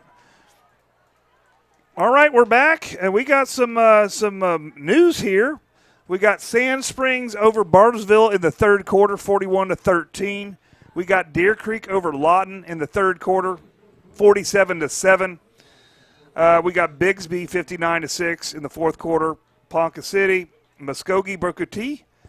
It says it's the 1st quarter, which I don't believe it. Cash Williams is going to look. He's going to try to throw, and he's taken out of bounds at the 31. And it does not make down, it. And that'll be turnover on downs. Booker T is 40-7 over Muskogee. It says it's the 1st quarter, but I don't think it is. I think they just hadn't updated it. But it looks like everything's going to end up the way we think it is going to end up today, which it's really looking very strong, high % chance that the Jackets will go ahead and be 2nd. We got to take care of business next week, of course. But we'll be 2nd on the east side, which means we'll be paired up at home for the first game against Deer Creek is what it's looking like. Deer Creek is 47-7 over Lawton in the 3rd quarter, and that pretty much is going to seal the deal. That pretty much takes care of things. Even with 1 week left, that pretty much tells you where people are going to line up at. And so here's how the playoffs are going to go if we can win every game. 1st and 10, there's a rollout. He takes it. He wants to roll out. He cuts inside, finds some room, goes all the way down to the 25-yard line, and he'll pick up 6 yards on that run, bring up 2nd down and 4. The ball's at the 25 for Putnam City West. If nothing weird happens, 1st round, it'll be Choctaw versus Deer Creek. We hope to win that, but playoffs are playoffs. Anything can happen. I'll let you do this play, and we'll do 2nd round, what we expect. 2nd down and 4, ball at the 25. There's a snap, there's a look, he rolls around, he wants to throw, he tries to, and he picks it up and he runs, and he's going to get the 1st down. As he keeps the ball across the 20 to the 19-yard line, he's going to pick up 6 yards on that run. 1st down and 10, and the ball's going to be on the 19-yard line of the Jackets with 10 minutes left in the contest. Okay, 2nd round for Choctaw is going to be the winner of the game between Booker T. Washington and Dell City. That'd be an interesting matchup. Either way that goes, either a rematch or a local Dell City High School team that's going down to 5A next year. And 3rd round, the finals. I'm not going to pretend it's going to be Bixby. Bixby and whoever else survives. So 1st and 10, ball at the 19. There's the snap. There's the look. There's the give. He's taken down in the backfield. And let's get a young man. I believe that's 77. 77. 57. 57. 57. And 39. Caleb Bastida. And 39. William Shep. Loss of 5 on that play, on that run. Is 2nd down and 15, and the ball's on the 24-yard line. 2nd and 15, ball on the 24. So here we go. 9:07, 9 minutes left in the contest. And it is 2nd down and 15, ball on the 24. Quarterback looks, man in motion. There's the snap, there's a look. He looks, he wants to throw, he throws it deep. Nice ball, we're on coverage. He's out of bounds. I believe he's out of bounds. He's out of bounds. He's out of bounds, incomplete pass. He was open and he caught the ball. I believe that was Corey Childs on the coverage, and he was right there in the breadbasket making sure that. But that was a good pass, that was a good throw, and that was a good catch. He caught it. He was just out of bounds. Yep. So 3rd down and 15 with right at 8.5 minutes left in the contest. And the guys want to know, why did you call me out of bounds? And the officials explain it to him as he's walking back to the line of scrimmage. Well, and what he's explaining is because when both of your feet are out of bounds, you're out of bounds. You're out of bounds. Yeah. In fact, the first foot that goes out of bounds makes you out of bounds. There's a snap. There's a look. He wants to throw. He steps up. He's going to run again. He'd move to the outside, and he gets back to the first. Looks like he gets back to the first down marker. Original line of scrimmage. No, they're going to mark it only about a yard gain there. Yeah. Oh, so really? It's going to be 4th and 14. Ball's on about the 23-yard line. Well, that's okay. We expect them to probably throw it. Oh, yeah, they'll definitely do that. 4th and 14. Ball at the 23. 7:30 left in the game. Of course, if you're a parent or a family member watching these boys out here, they are playing against a 6A2 starting football team, and they are holding their own. They're doing a great job. Yes, they are. There's a snap. There's a look. He wants to throw. He's going to throw. He's got pressure. He throws it deep. He's got a man, and it's incomplete. He knocked it free. Incomplete. What a play by Corey Childs. Come on now. That was a great play. Because he caught it. 4th down. And he caught it, and Childs knocked it free. So that was good defensive there, and that was on 4th down, turnover on downs. Yellow Jacket ball, and they get the ball back on their 23-yard line. They gave it up on the 31, and they get it back on the 23. So 8 yards difference between where they gave it up when they went 4th down and where they take it back over at. 1st and 23, 1st and 10, ball on the 23. All right, let's thank EOC Tech, SWM & Sons, Tyler's Pest Solution, McConnell's Record Service, Cantrell's Roofing, Dr. Tracy Gaspera, DDS, Dave's Driving School, Middell Vision Source, Darren McKelvey's Farmers Insurance, Kane's Chicken. There's the snap. There's a look. Williams wants to throw it. He throws it. Just a little bit high. Incomplete pass. Intended receiver, number 88. Number 88, that would be Jalen Walter. A sophomore, incomplete pass. 2nd down and 10. Again, the ball in the 23. 5 minutes left in the contest. No, or 6, but who's counting? 5. Little under 5. It was under 6. 5:49 at this point. You wait long enough, you'll be right. There's a snap. There's a run. He's going to run. He's getting chased. He finds a receiver. He throws it deep. Nice looking ball. Oh, my goodness. What a play. Number 13. What a play from 13. That's a Gordon for Putnam City West. He saves the touchdown probably. That was a nice looking ball from intended receiver for the Yellow Jackets, number 85, Brooks Haithcock. Yeah. Brooks caught a lot of balls last week. 3rd down and 10, ball at the 23. Brooks was a good receiver last week. He got several passes, and I think even a touchdown pass last week from Steele Wassel. So 3rd and 10, there's a snap, there's a look, and he's going to run it, and he's going to cut up the middle. He's going to get about 2 yards short. Looks like he's going to get 8 yards on that carry, and that's your quarterback, Cash Williams. Nice little run. Pick up 8 yards, brings up 4th down, and looks like about 2 yards from somewhere around the 31-yard line. Okay, we were talking earlier that we got about 4 minutes of real time at this point. We're not going to do a wrap-up show. We're going to wrap it up right now. No, if you set your watches, 4.5 minutes from now, this game will be over because it's a running clock right now. It is. It is. We're gonna bring a crew to Bartlesville next Friday, and we're gonna bring you a game from Bartlesville, and that's gonna be the final regular season game for your Jackets. They need to win it to secure their 2nd place. I think we got what it takes. It's an incomplete pass. Incomplete pass on 4th down, so the ball goes over. And so it'll be 1st and 10 now for Putnam City West, the ball at the 32-yard line. Like I was saying, we're going to have that. It's looking like we're going to play Deer Creek here at home. I I think that the Jackets checked off everything they need to do today. They played a pretty clean game. Just a few penalties, right? Just a few, and those weren't bad ones. No. And a couple of those pass interference could have went either way, but, there was nothing outrageous and nothing just tremendously bad. A couple offsides because they were quick and moving fast, but, no turnovers, and they did what they needed to do. Yep, and so they can move on and try to finish out the season 8-2. Quarterback runs. He's taken down for a loss on the play. And there's that young man, and he's going to shoot arrows, and you can't be doing that. Yeah, don't do that. In 55. Byron Jones, but you know what? You can't be doing that here. You can do it in the NFL. You can't be celebrating here. Let's just play football. He did make a good play, but let's keep the arrows in the quiver. Yeah. You can't be showing up the other team by doing that. So 2nd and 14, 2nd and 15. I'll call it 2nd and 15. Ball on the 35. Might as well. There's the snap. There's a look. He wants to throw. He finds somebody, steps up. He throws it to that was a grenade.